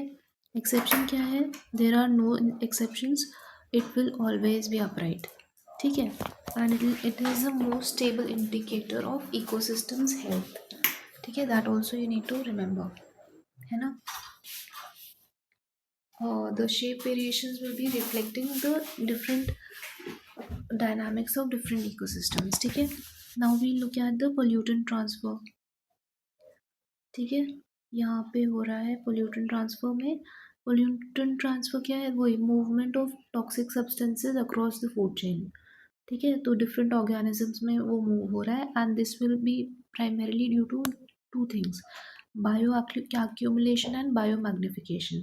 ठीक है. तो एक ने जैसे प्लांट में आपने पेस्टिसाइड डाला, वो किसी हर्बीवोर ने खा लिया. हर्बीवोर में since the herbivore will be eating a lot of plants, so उसकी बॉडी में it will accumulate and magnify. ठीक है. देन हर्बीवोर को और किसी ने खा लिया, उसके अंदर भी वो पेस्टिसाइड चले गया. ठीक है. तो this way it increases, the amount of toxic substance will keep on increasing. ये वही होता है, बायो मैग्निफिकेशन बोलते हैं उसको. ठीक है. So we will read about this. Bioaccumulation और बायो मैग्निफिकेशन में we will see the difference. So first of all bioaccumulation मतलब कि the buildup of toxin within a single organism. जैसे कि कोई एनिमल है, human ही ले लो, जैसे मैं हूँ, है ना, मैंने ग्रेप्स खा लिए बिना धोए, ठीक है, बहुत सारे, I have a tendency to do that. ठीक है, तो यहाँ क्या हो रहा है, मेरे अंदर पेस्टिसाइड्स बढ़ते जा रहे हैं, because a lot of pesticides and insecticides और जो भी हर्बिसाइड्स, सब कुछ, everything is present on grapes. ठीक है, and that will get accumulated in me over time. ठीक है, so this is known as bioaccumulation. Biomagnification में क्या होगा कि अगर मेरे को किसी ने खा लिया तो वो उसमें बढ़ जाएगा। ठीक है, ये नहीं है प्रैक्टिकल, बट जैसे कुछ और एग्जांपल ले लो, रैबिट ने खा लिया इंसेक्टिसाइड वाला ग्रेप, है ना, और फिर रैबिट को किसी ने खा लिया, बहुत सारे रैबिट्स को मिलके किसी एक बड़े एनिमल ने, फॉर एग्जांपल टाइगर और something like that, they eat him, then toxin concentration will increase across the trophic level. ठीक है, तो एक इन सिंगल ऑर्गेनिज्म में बढ़ रहा है तो bioaccumulation, that means it is accumulated, getting accumulated within an organism.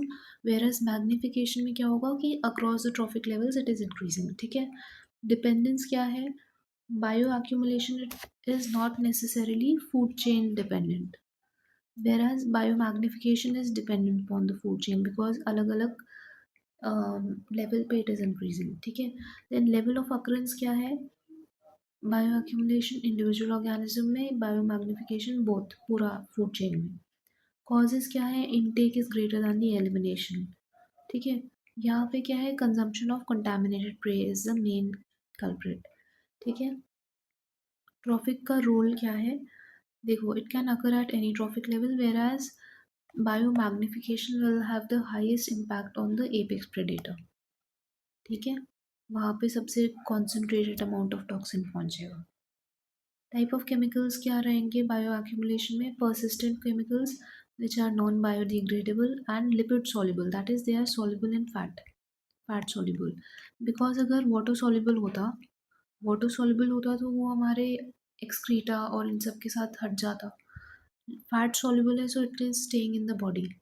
ठीक है, and it is getting accumulated there, and it is non biodegradable also, so it does not degrade। ठीक है, break down नहीं हो रहा है, it is persistent, and the same goes for bio magnification as well। ठीक है, persistent and it should be fat soluble। ठीक है, not soluble in water, it should be soluble in fat। ठीक है, एक्सपोजर का सोर्स क्या है, environment and food bio accumulation के केस में, whereas बायोमैग्निफिकेशन में it is primarily via food. ठीक है, एनवायरनमेंट से भी हो सकता है, फॉर एग्जांपल हमारा वो हो रहा है ना अभी दिल्ली वगैरह में, there is a lot of pollution, air pollution, so उससे bio accumulation is happening, our lungs are becoming very taxed. ठीक है, due to the amount of toxins that we are inhaling. ठीक है, नाउ इकोसिस्टम टाइप देखते हैं, it occurs both in terrestrial as well as aquatic systems. Bio accumulation and biomagnification is more pronounced in aquatic systems। ठीक है, but it does occur in both the systems. ठीक है, example क्या है बायो accumulation का, मर्करी इन फिश, है ना, और यहाँ का क्या एग्जाम्पल है बायो मैग्निफिकेशन का, DDT in birds of prey. ठीक है, तो डीडीटी, वो बर्ड्स क्या खाते हैं, दे फीड ऑन द, जो हमारे एग्रीकल्चरल क्रॉप्स है उस पे डीडीटी काफ़ी सारा पड़ा रहता है ना, छिड़का रहता है। ठीक है, तो ये बर्ड्स ने खा लिया, उसमें चले गया, अब इन बर्ड को ओवर टाइम वल्चर खाएगा, वल्चर में ऐसे भर के डीडीटी मिलेगा। ठीक है, so that is what is happening. Health impact क्या है, ऑर्गन डैमेज हो जाएगा, टॉक्सिसिटी हो जाएगा। whereas in case of biomagnification there may be reproductive failure, eggshell thinning, ये सब चीज़ें, eggshell thinning of the birds। ठीक है, ये हो गया। Now we will be looking at the next topic, that is population ecology. So population ecology क्या है, it studies how a population interacts with its environment। ठीक है, so it explains the role of resources, competition and predation in regulating the population size and growth। ठीक है, and carrying capacity उससे change होगा, maximum population size end of an ecosystem, population size which an ecosystem can support sustainably, है ना, the resources get depleted, growth slows down or declines, it is not fixed, it changes with the environmental conditions as well as the human influence. ठीक है, so ये इतना सारा पढ़ने की ज़रूरत नहीं, बस ये है कि how a population interacts with its environment, that is known as population ecology. ठीक है, नाउ स्पीसीज इंटरेक्शन देखते हैं. स्पीसीज इंटरेक्शन क्या है? Different species affect each other survival, growth and distribution, and they together maintain an ecosystem balance. ठीक है, species are interacting with each other, तो different species will affect each other's survival और ये सब. So क्या क्या टाइप्स के होते हैं इको species interaction? First of all we have symbiosis. Symbiosis क्या होगा? It is a close long term association between two species, and it is an umbrella term which is covering different things like mutualism, commensalism, parasitism. ठीक है, all of these are examples of symbiosis, symbiotic relationship between different species. ठीक है, तो mutualism है ना, तो species के benefit के लिए, कमेंसलिज्म, ये सब चीज़ें कि long term association between two species को सिम्बायोसिस बोलेंगे. ठीक है, now we look at mutualism, मतलब डिफरेंट टाइप्स ऑफ सिम्बायोसिस है ना, स्पीशीज इंटरेक्शंस, इनके बारे में first we'll learn and then we'll study. देखो म्यूचुअलिज्म में मतलब कि म्यूचुअल बेनिफिट हो रहा है दोनों को, म्यूचुअल बेनिफिट, तो पॉजिटिव पॉजिटिव दोनों के लिए. ठीक है, दोनों स्पीशीज़, जो भी एक स्पीशीज़ है और दूसरा स्पीशीज़ है, ठीक है, दोनों के लिए there will be a benefit. Then commensalism में क्या होगा? एक स्पीशीज़ विल बी बेनिफिटिंग, दूसरे पे कोई फ़र्क ही नहीं पड़ रहा है. ठीक है, so it is commendable for the species के वो सपोर्ट कर रहे हैं, बिकॉज उसको फ़र्क भी नहीं पड़ रहा है, नुकसान भी नहीं हो रहा है ना, तो कमेंडेबल है कि इसने ऐसा करा कि उसको फ़र्क भी नहीं पड़ रहा है, नुकसान भी नहीं हो रहा और इसका फ़ायदा भी हो रहा है. ठीक है, कमेंसलिज्म. देन कमेंडेबल से you can remember it, commendable. ठीक है, नेक्स्ट है पैरासिटिज्म. पैरासिटिज्म में क्या होगा? पॉजिटिव नेगेटिव, मतलब एक को तो बेनिफिट हो रहा है, दूसरे का नुकसान हो रहा है. ठीक है, पैरासाइट जैसे काम कर रहे हैं वो, है ना. Parasite is a negative word, it is also use as a adjective in English language to refer to someone, मतलब ऐसे कुछ नेगेटिव चीज़ को दिखाने के लिए कि ये पैरासाइट जैसे काम कर रहा है ये इंसान, ऐसे. ठीक है, एडजेक्टिव के लिए भी यूज़ करते हैं, तो ये लर्न हो जाएगा हमको इजीली कि one is benefiting, the other one is not. Then we have competition. Competition में क्या होगा? Both of them will be having a problem, both, दोनों का नुकसान हो रहा है. ठीक है, कंपटीशन में ऐसा होता है. ठीक है, ये हो गया. Then amensalism. अमेंसलिज्म में क्या हो रहा है? वन इज, एक का नुकसान हो रहा है, दूसरा का कुछ फर्क ही नहीं पड़ रहा है. ठीक है, so this is opposite of commensalism, amensalism. ठीक है, amensalism is opposite of commensalism, so they sound similar, rhyming है तो आपको लर्न हो जाएगा. कमेंसलिज्म को हमने कमेंडिंग से कर लिया था, अमेंसलिज्म को ऑपोजिट, ऑपोजिट ऑफ कमेंसलिज्म. ठीक है, then we have predation. Predation में भी क्या होगा? It will be slightly similar to parasitism, but इसमें क्या होगा? एक को तो मार ही देंगे, है ना, तो नेगेटिव रहेगा, जो जो वो उसको मार ही दिया. ठीक है, मार के खा लिया, और पॉजिटिव का पॉजिटिव हो रहा है. ठीक है, similar to parasitism, but parasitism में मारता नहीं है, जिसका बेनिफिट हो रहा है वो दूसरे को मारेगा नहीं, वेराज प्रेडेशन में उसको, दूसरे को मार के खा लेंगे. ठीक है, न्यूट्रलिज्म में क्या है? दोनों साथ में रह रहे हैं और किसी को फ़ायदा नुकसान कुछ भी नहीं हो रहा है. ठीक है, दोनों ज़ीरो ज़ीरो. ठीक है, तो ये हो रहा है न्यूट्रलिज्म में, एवरीथिंग इज न्यूट्रल. ठीक है, now we'll read the theory. अभी ये लर्न हो गया, अभी इसको जल्दी से थ्योरी देख लेते हैं. So mutualism, both species benefit. Examples are important because what happens is they mention only the example, और फिर पूछते हैं कि ये किसका एग्जाम्पल है. ठीक है, ये सवाल शायद आ चुका है ऐसा कुछ, है ना, तो examples are very important here. Example क्या दिया है? बोथ स्पीशीज बेनिफिट का, बीज एंड फ्लावर्स. बीज का क्या हो रहा है? हनी बन रहा है उनका नेक्टर से, और फ्लावर्स का पॉलिनेशन हो रहा है. ठीक है, so both are benefiting, mutualism. या फिग ट्री, फिग ट्री और फिग वास्प का जो इंटरेक्शन है दैट इज़ ऑल्सो बेनिफिशियल, वही सेम चीज़ हो रही है, ट्री का पॉलिनेशन और जो भी होना होता है वो हो रहा है, और फिग को फिग मिल रहा है, सॉरी वास्प को फिग मिल रहा है. ठीक है, टर्माइट्स एंड गट माइक्रोब्स। तो इनका भी म्यूचुअलिज्म का सिस्टम है। लेट मी जस्ट चेक कि इसका कैसा है। Wait a second. Termite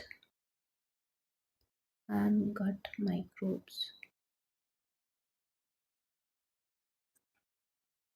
So what happens is,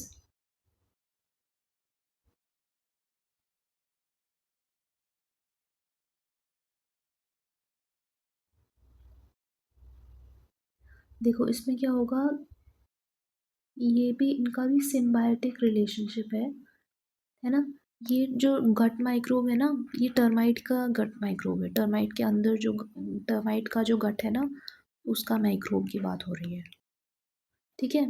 सो उसमें क्या हो रहा है, टर्माइट वो वुड पे वुड लेता है, वो वुड खा लेता है ना।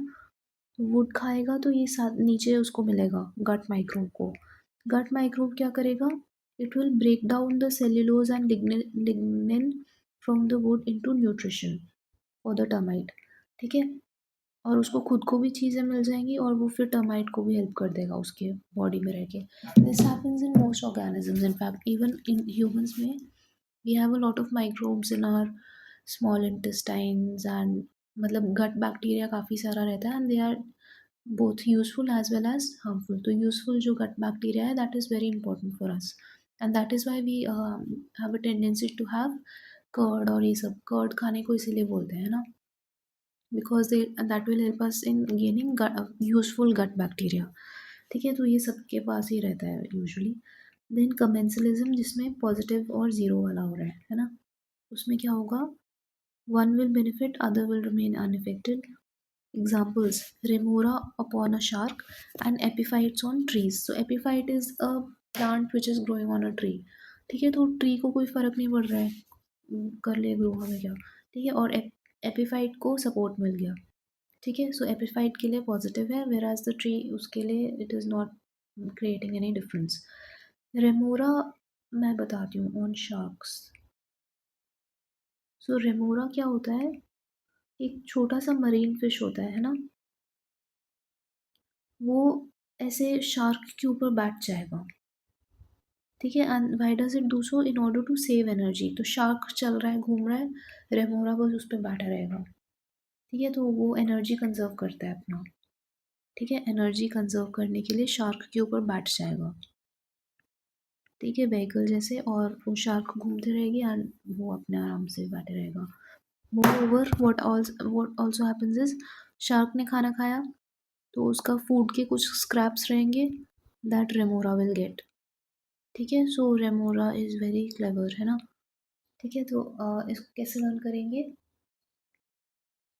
रेमोरा। तो ये ऐसे शार्क बोल रहा है कि मोर ईट मोर, तो मेरे को और फूड बचा हुआ खाना मिल जाएगा, है ना। तो उसे रेमोरा लर्न कर लो आप।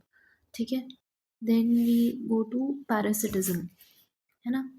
पैरासिटिज्म में क्या रहेगा, parasite one will benefit the other one will be harmed. Parasite will benefit, the host will get harmed. ठीक है। So they end more over the host जो है that will not get killed immediately, तो at least it won't get killed. ठीक है।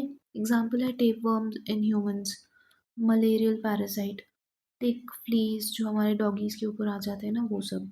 ठीक है। Now there are two types of parasites, we have endo parasites and ecto parasites. Endo मतलब inside, है ना।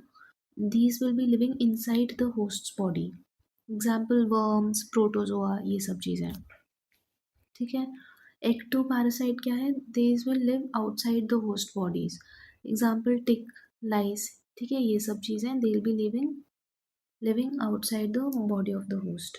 ठीक है। Endo inside, ecto outside. Next है कंपटीशन।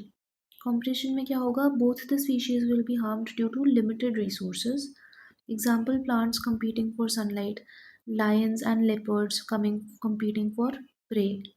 ठीक है। All of these are examples of competition. ठीक है।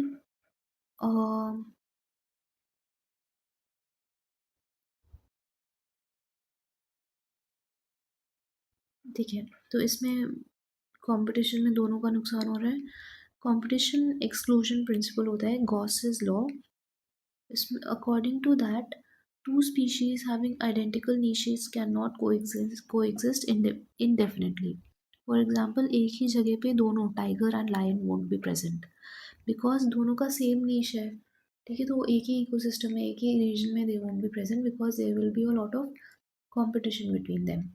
ठीक है, तो ये कॉम्पिटिटिव एक्सक्लूजन का प्रिंसिपल है. This is also known as Gause law. इसको लर्न कैसे करोगे कि गौर की बात बोली गॉस ने कि दो similar species having the same नीच वोंट बी कोएग्जिस्टिंग. गौर से सुनने वाली बात बोली, गौर से सुनने वाली बात.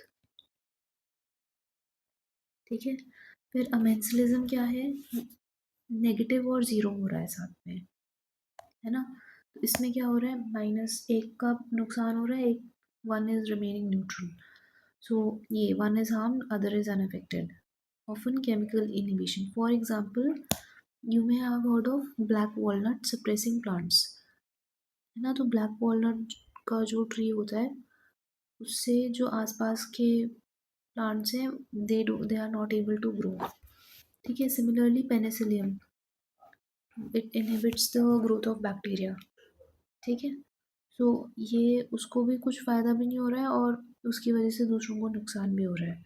ठीक है, so I will just check black walnut का अच्छे से.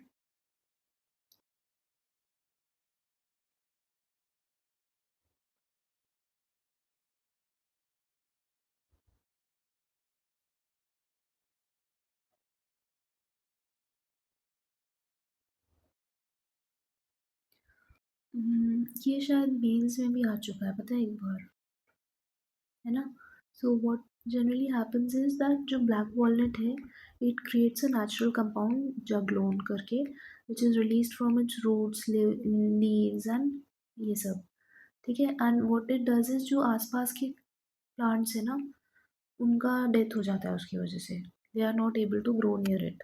सो बस इतना पता होना चाहिए कि जगलोन भी इम्पोर्टेंट नहीं है. You just need to know कि जो ब्लैक वॉलनट है उसके आसपास कुछ nothing can grow as such. ठीक है, नेक्स्ट है प्रेडेशन. प्रेडेशन क्या है? प्रेडेटर. इसमें एक का फायदा एक का नुकसान, एंड जिसका नुकसान हो रहा है the one which is being harmed will get killed. ठीक है, it will become the food of the other one.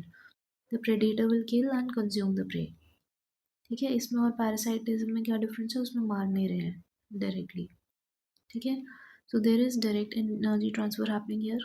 So lion eating on deer, owl eating a mouse, ये सब. ठीक है, फिर न्यूट्रलिज्म में दोनों न्यूट्रल है, किसी का फ़ायदा कुछ नहीं हो रहा है. ठीक है, neither anyone is getting benefited nor harmed. No direct interaction और effect. So unrelated species sharing the same habitat, उसको बोलेंगे हम लोग न्यूट्रलिज्म. फॉर एग्जांपल, कोई ग्रास ऑपर है, वो ग्रास के ऊपर आ गया, फिर वो दूसरी ग्रास पे चले गया, फिर दूसरी पे चले गया. फ़ायदा किसी का नहीं हो रहा है. ठीक है, मतलब वो खा भी नहीं रहा है ग्रास को. नहीं, वैसे ग्रास हॉपर तो खाता है ग्रास को. कुछ और आप सोच लो, जैसे कोई, जैसे अर्थवर्म है. हाँ, अर्थवर्म ग्रास के ऊपर. ठीक है, वो ग्रास को खाता भी नहीं है, वो ऐसे घूमते जा रहा है इधर उधर. ठीक है, so that is an example of neutralism. ठीक है, now we will move to biogeochemical cycles. Now biogeochemical cycle क्या होता है? It refers to the cyclic movement of elements between biotic and abiotic components. It is governed by conservation of matter. ठीक है, circulation will happen through atmosphere, hydrosphere, lithosphere और biosphere. ठीक है, तो ये बायोजियोकेमिकल साइकिल बोलते हैं. That is the cyclic movement of elements between different biotic and abiotic components. ठीक है, यहाँ पे हम, यहाँ पे कोई question, did we leave out any question before starting this? Let me just check. हाँ, नहीं, ये हमने कर लिए थे ना. हाँ, ठीक है, so we have already done these questions, so we won't bother with that. Next चलते हैं.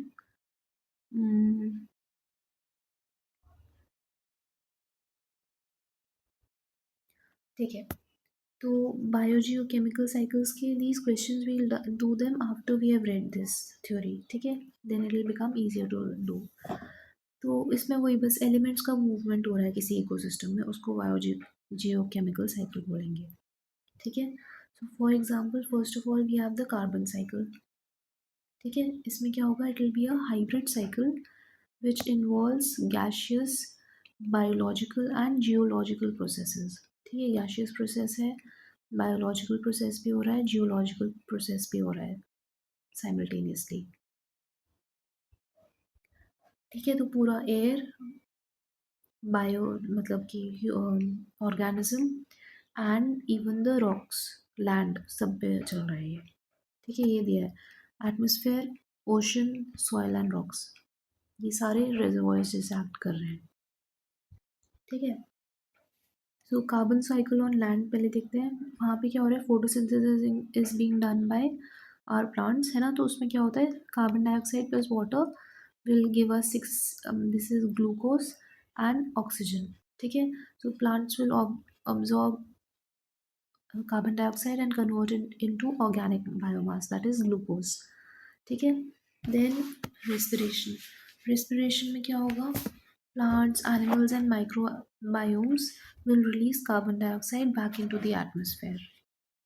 ठीक है, पता ही है हमें। देन कंजम्पशन होगा, कंजम्पशन में carbon will transfer through out the food chains. तो प्लांट्स खा लिए किसी ने, फिर रैबिट को किसी और ने खा लिया। ठीक है, ये सब। Then decomposition, dead organisms are broken down, है ना, and carbon dioxide is released। some carbon is stored in the soil, within the soil as organic matter, है ना, ह्यूमस बोलते हैं जिसको। ठीक है, then biomass combustion, forest fire, burning of vegetation, they release stored carbon as carbon dioxide into the atmosphere। ठीक है, फिर volcanic activity, that is a natural source of carbon, है ना, it releases carbon dioxide from the earth's mantle and crust into the atmosphere. ठीक है, तो ये natural source है कार्बन का। It is part of the slow carbon cycle, this which brings the deep earth carbon back to the surface. इसको slow carbon cycle भी बोलते हैं। ठीक है, now we'll move to the marine carbon cycle. Marine carbon cycle में क्या हो रहा है, एयर और सी के बीच में exchange. What happens is the air, sorry, the ocean absorbs carbon dioxide from the atmosphere. ठीक है, तो हल्का सा एसिडिक हो जाता है। ठीक है, so cold waters absorb more carbon dioxide and therefore they are a major carbon sink. So this is very important to remember कि ये जो कोल्ड वाटर है it absorbs more carbon dioxide, नहीं तो, हाँ, ये आपको याद रखना है। ठीक है, कोल्ड वाटर में ज़्यादा कार्बन डाइऑक्साइड अब्जॉर्ब हो जाएगा। फिर बायोलॉजिकल पंप, जो फाइटोप्लैंक्टन्स है euphotic zone, they fix the carbon dioxide, convert it into organic carbon, है ना, ये पता है। वो कार्बन डाइऑक्साइड लेंगे, they will convert similar to plants, है ना। देन एक्सपोर्ट एंड सीक्वेस्ट्रेशन, इसमें क्या हो रहा है, there will be dead biomass sinks, नहीं, dead biomass will sink as particulate organic carbon, POC, है ना, it will be stored in deep oceans and sediments. ठीक है, तो एक्सपोर्ट और सीक्वेस्ट्रेशन हो रहा है इस केस में। ठीक है, तो dead biomass sinks, dead biomass will sink as particulate organic carbon। ठीक है,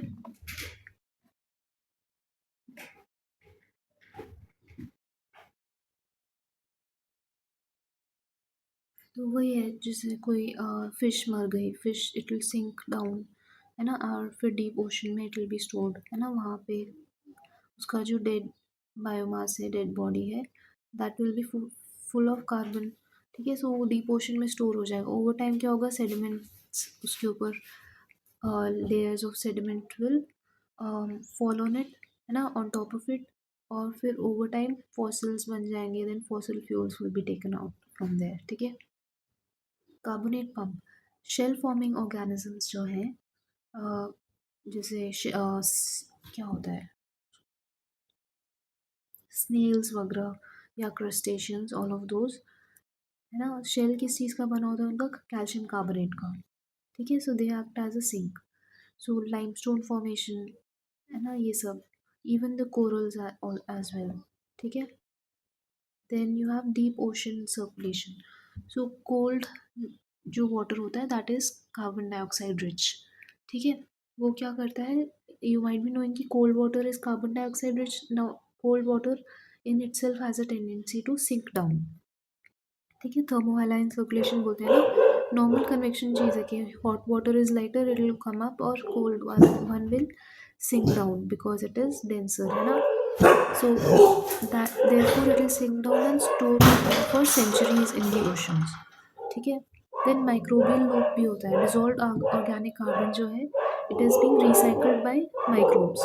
ठीक है, it will retain the carbon in the upper ocean layers. ठीक है, so this you need to remember. Microbial loop भी है, जो डिजॉल्व ऑर्गेनिक कार्बन है it will keep getting recycled by the microbes. ठीक है, जो ऑर्गेनिक कार्बन डिजॉल्व वाला पोर्शन रहेगा उसको माइक्रोब्स रिसाइकिल करते रहेंगे, और जो ओशन के अपर ओशनिक लेयर्स हैं उसमें कार्बन विल बी रिटेन्ड। ठीक है, ये है फास्ट साइकिल रहेगा, स्ट्रॉन्ग क्लाइमेट चेंज लिंकेज रहेगा। ठीक है,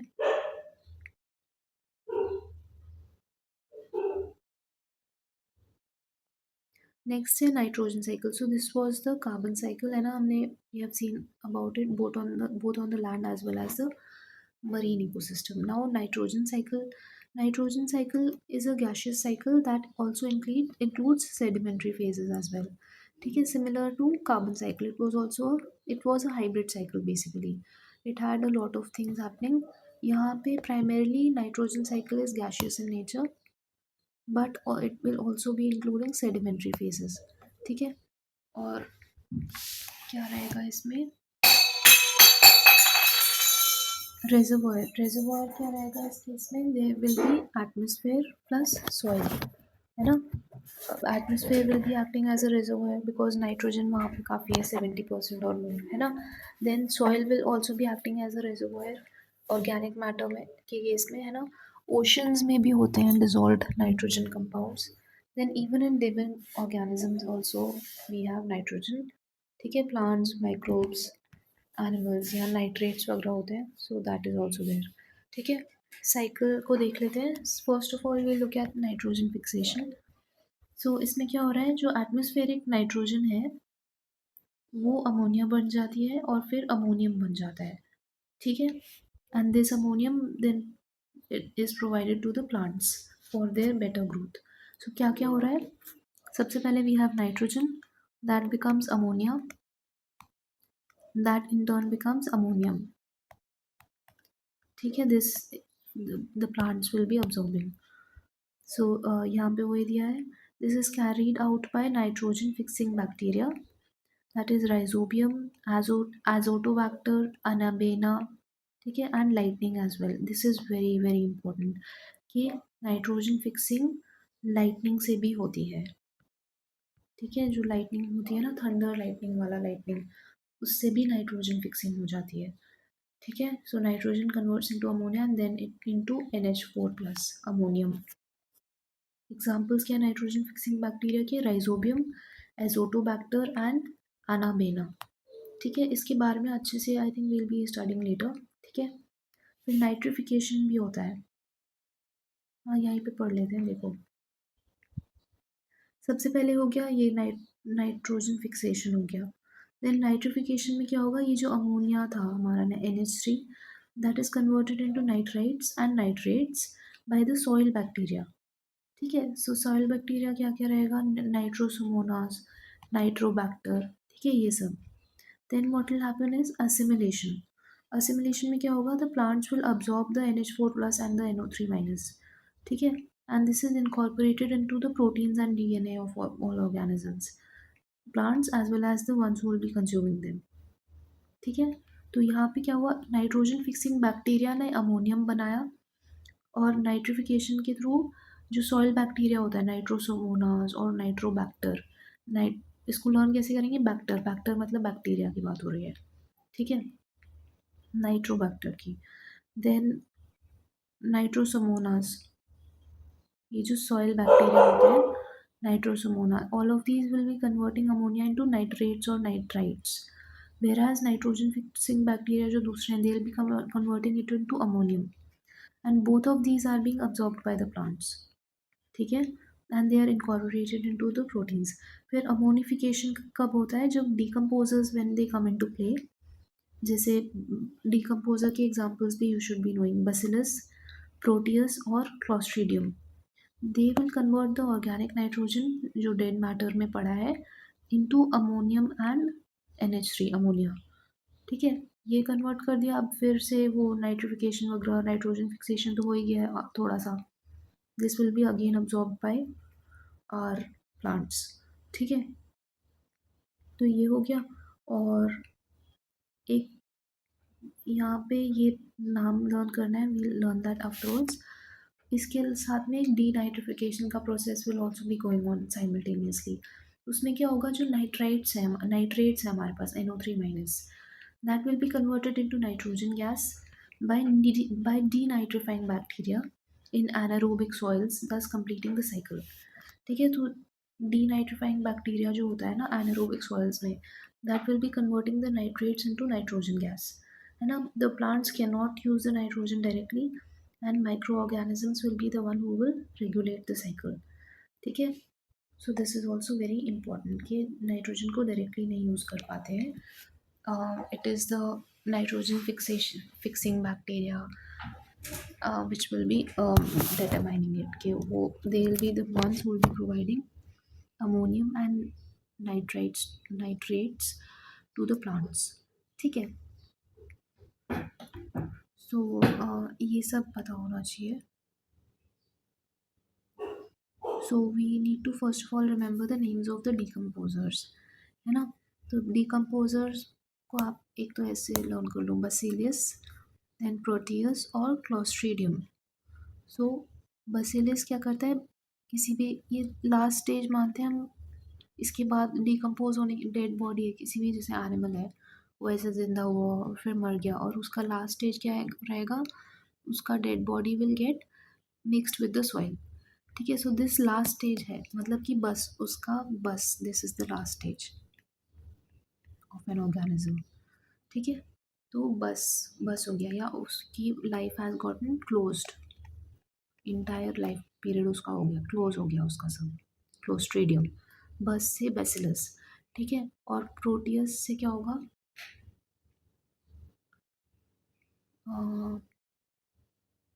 प्रो से समाप्त को प से लिंक कर लो, समाप्त हो गया वो, समाप्त, समाप्त में प इज प्रोमिनेंट, तो प से प्रोटियस। ठीक है, so bacillus, proteus and clostridium are important decomposers which you should know about।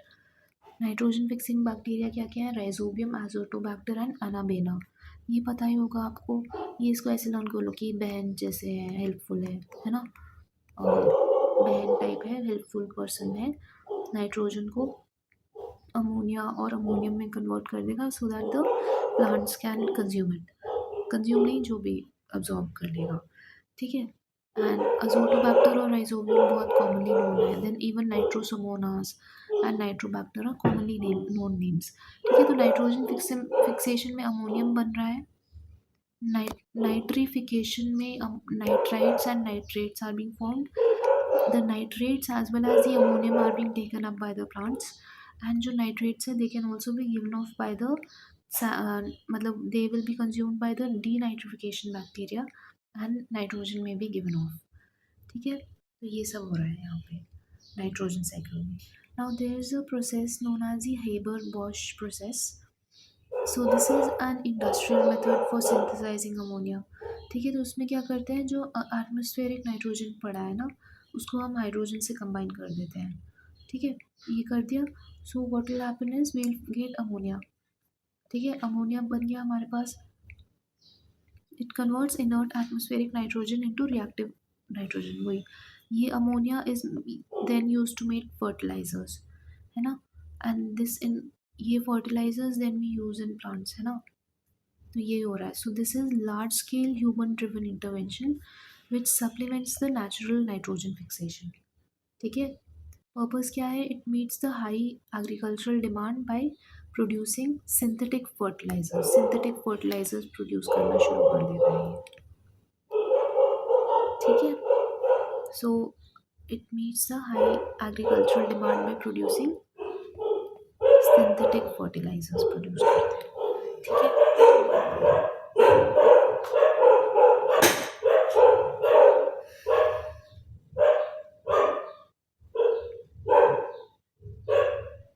So the entire process of producing fertilizer is based upon the Haber-Bosch process. ठीक है। How will you remember it? इसको ऐसे link कर लो कि अरे कहीं बॉस्ट fertiliser ना बन जाए, बॉस्ट मतलब गलत सलत फर्टिलाइजर ना बन जाए। ठीक है, तो उससे you can link Haber Bosch process. ठीक है, ये हो गया। Now we look at the, ये हो गया Haber Bosch process. Now we look at the oxygen cycle. ठीक है, oxygen cycle will again be gaseous as well as biological. यहाँ पे सेडिमेंट्री भी है ना, लिथोस्फीयर में भी ऑक्साइड्स होते हैं काफ़ी सारे। ठीक है, तो अभी इसको देखते हैं। रेजर्वॉयर्स क्या क्या है? First of all we have lithosphere, है ना। लिथोस्फीयर में वही अर्थ का क्रस्ट या mantle, it will be holding the vast majority of oxides and minerals. ठीक है, then you have the atmosphere that will have a lot of oxygen, ना 21% of the free oxygen is present in the atmosphere. ठीक है, hydrosphere, उसमें भी dissolve oxygen रहेगा। फिर biosphere में वही लिविंग ऑर्गेनिजम्स के अंदर ऑर्गेनिक मैटर प्रेजेंट है ना, वो सब। ठीक है, साइकिल क्या है? This is very simple. Photosynthesis हो रहा है तो क्या होगा? Oxygen is being produced by the plants using sunlight. ठीक है, देन हमारा रेस्पिरेशन हो रहा है नॉर्मल ऑर्गेनिजम्स का, so we are consuming oxygen to release energy. Then decomposition के टाइम पे क्या होगा? The microbes will be using oxygen to break down organic matter. ठीक है, so they will use oxygen because they are not producers, they are not plants. नहीं तो plants और इसमें फ़र्क ही नहीं रहता अगर ये भी प्रोड्यूस कर रहे होते हैं ऑक्सीजन। ठीक है, so they will also be using oxygen. फिर ओशनिक एक्सचेंज के केस में क्या होगा? Oxygen is absorb by oceans, absorbed और रिलीज बाय ओशंस। ठीक है, जियोलॉजिकल प्रोसेसेस में क्या होगा? वेदरिंग, ऑक्सीडेशन, है ना। सो इनकी वजह से द हमारा जो क्रस्ट है it has a lot of oxides. ठीक है, देन की क्या है? The oxygen overall is essential for aerobic life and it is tightly coupled with the carbon cycle. ठीक है, तो ये हो गया। Now we have the water cycle, so this is also very simple. तो इसमें वही है, गैशियस फेज है, लिक्विड है, सॉलिड फेज भी है। ठीक है, सो इसमें रेजर्वायर क्या रहेगा? Oceans they are the largest store of water. Then we have ice sheets, glaciers, surface water et cetera. Cycle क्या रहेगा? First we have evaporation, then transpiration, condensation, precipitation, runoff, and infiltration. There are additional processes as well, sublimation, deposition, percolation. ठीक है, इनको देख लेते हैं। evaporation क्या होगा? water converting into gaseous form, water vapor. ठीक है, then transpiration is when water vapor is released from the leaves of the plants. ठीक है, then we have condensation. Condensation में क्या होगा? vapor will cool down, form clouds and बस इतना। Precipitation में these clouds will give off rain. ठीक है, cloud droplets will fall as rain, snow, sleet और हेल। रन ऑफ में क्या होगा? Water will flow over the land. ठीक है, रिवर्स, लेक्स, ओशंस के ऊपर। ठीक है, this will be run off. Then infiltration में water will seep down into the ground. ठीक है, it will recharge ground water and aquifers. ठीक है, एडिशनल प्रोसेसेस क्या है? सब्लिमेशन। सो सब्लिमेशन में क्या होगा? द आइस और the snow will turn directly into water vapor without melting first. ठीक है, मेल्ट नहीं होगा, it will directly convert into water vapour. ठीक है, तो आइस है, उससे सीधा वाटर वेपर बन जा रहा है, that is known as sublimation. ठीक है, then deposition.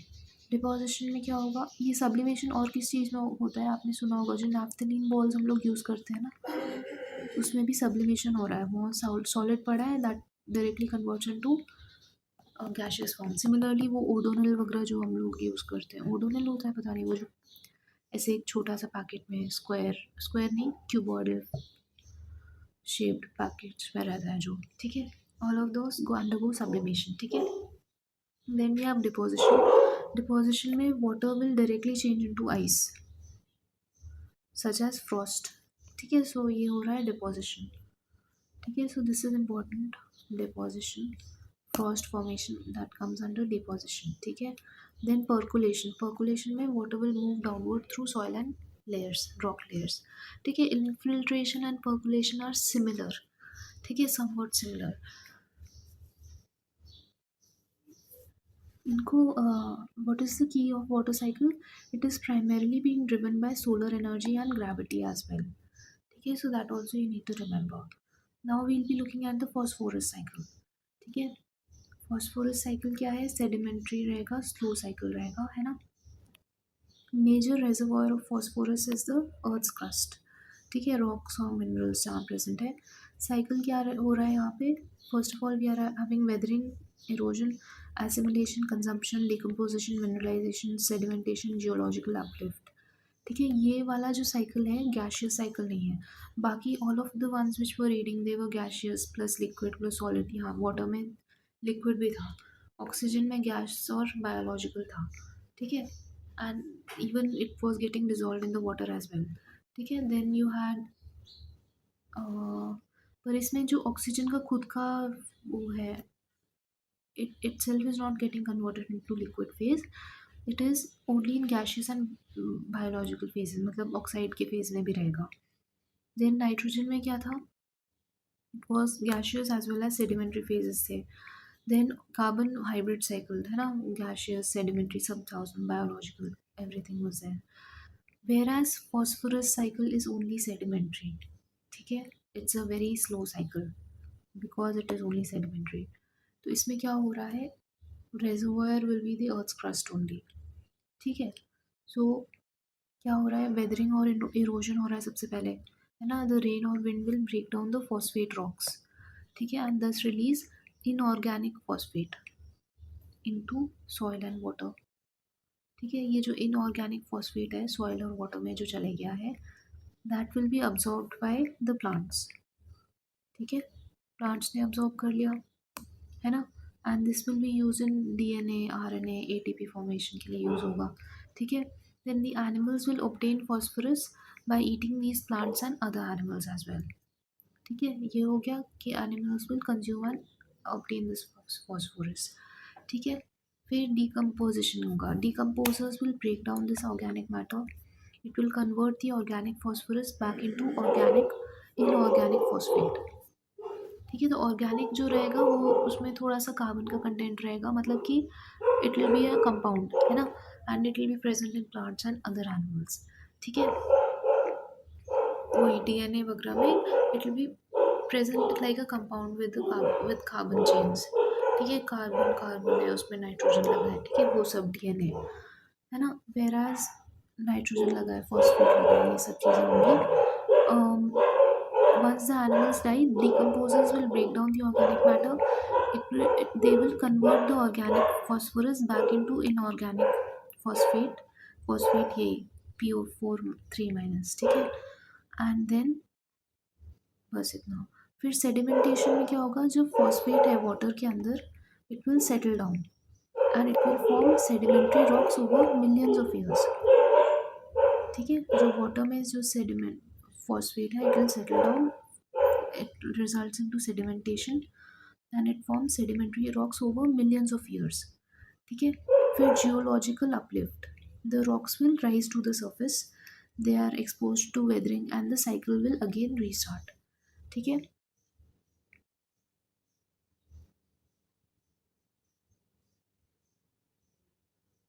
now unique feature क्या है इसमें? There is no gaseous phase involved, है ना. and chemical form क्या है? It occurs mainly as phosphate. ठीक है, and it is a very slow cycle which is controlled primarily by weathering and sedimentation as well. ठीक है, तो क्या हो रहा था? वो पहले वेदरिंग हो रहा था, उससे फॉस्फेट बन गया, फिर एसिमिलेशन हो गया प्लांट्स में इन फॉस्फेट्स का. प्लांट्स को एनिमल्स ने खा लिया, एनिमल्स में वो डीएनए वगैरह में चले गया, इवन प्लांट्स में भी. फिर एनिमल मर जाएगा, तब decomposers will break down the organic matter and they will convert the organic phosphate into inorganic phosphates. ठीक है, and that will go back into the soil. फिर क्या होगा? जो फॉस्फेट है वाटर में वो सेटल डाउन होता रहेगा पूरा पानी में, ओशंस के बेड पे, सी बेड पे. Over time it will form phosphatic rocks. ठीक है, ये हो गया, है ना. Over millions of years this will happen. These rocks will then rise to the surface over a period of time. They will again get expose to weathering. फिर से पूरा साइकिल होगा. ठीक है, this is the entire phosphorus cycle. It is primarily sedimentary in nature, no gaseous phase. Next we have sulphur cycle. Sulphur cycle क्या रहेगा? It will be sedimentary with minor gaseous phase involve as well. ठीक है, तो इसमें क्या शुरू करते हैं. फर्स्ट ऑफ ऑल रेजर्वॉयर्स क्या क्या है? रॉक्स, सॉइल, ओशन, एटमोसफेयर, ये सब will be the reservoirs in this case. ठीक है, साइकिल क्या है? First of all sulphur will be released. Sulphur is primarily being released from natural sources like weathering, volcanic eruptions, sea spray, इन सब चीज़ों से सल्फर इज बीइंग रिलीज्ड. ठीक है, एंड इवन ह्यूमन एक्टिविटीज से if you burn fossil fuels then sulphur dioxide will be released. ठीक है, तो वो सब चीज़ें हो रही है ना. Then what happens is atmospheric oxidation happens. जो हाइड्रोजन सल्फाइड है और जो डाइमिथाइल सल्फाइड है, they get oxidised and thus they form sulphur dioxide. Sulphur dioxide further oxidise होके सल्फ्यूरिक एसिड बना देता है. ठीक है, now this sulphuric acid gets deposited, it returns via acid rain, है ना, प्रेसिपिटेशन के through, and it forms sulphates. ठीक है, ये सल्फेट्स का एसिमिलेशन हो जाता है as the plants will absorb these sulphates, they will form amino acids, है ना. ये amino acids are also present in animals. ठीक है, देन डिकम्पोज, ये एनिमल्स मर जाएंगे, फिर डिकम्पोजिशन हो जाएगा इनका. माइक्रोब्स जो रहेंगे decomposers, they will convert the organic sulphur into inorganic sulphates. ठीक है, SO4 minus. Then what will happen, इसका रिडक्शन हो जाएगा, रिडक्शन रिएक्शन. तो sulphate will get converted into Desulfovibrio, that is H2S. ठीक है, H2S गैस बन जाएगा. देन दिस इसका फर्दर ऑक्सीडेशन होगा, उससे सल्फर बन जाएगा, फिर again sulphate will be formed. ठीक है, तो एक साथ बहुत सारी चीज़ें हो रही होती हैं इसमें. ठीक है, सो ये आपको याद रखना है कि ये जो रिडक्शन हो रहा है that is being done by anaerobic bacteria and oxidation is being done by aerobic bacteria, and both of their names are important here. ठीक है, तो इसको लर्न कर लेते हैं हम लोग. रिडक्शन में क्या हो रहा है? एनारोबिक बैक्टीरिया का एग्जांपल क्या है? रिडक्शन में जो सल्फेट बने हुए हैं, इनऑर्गेनिक सल्फेट प्रेजेंट है सॉइल में, that is being converted into H2S, है ना. रिडक्शन में ऑक्सीजन हटता है. This is a very basic thing which I am telling you. Oxygen atoms और ऑक्सीजन जो भी एलिमेंट में प्रेजेंट है that will be removed in reduction reaction. whereas oxidation में क्या होगा? Oxygen will be added, O is added. ठीक है, तो यहाँ पे रिडक्शन SO4 माइनस था, रिडक्शन होके H2S बन रहा है. कौन कर रहा है ये सब? डी सल्फो वाइब्रियो बैक्टीरिया है, एनारोबिक बैक्टीरिया है, दैट इज डूइंग दिस.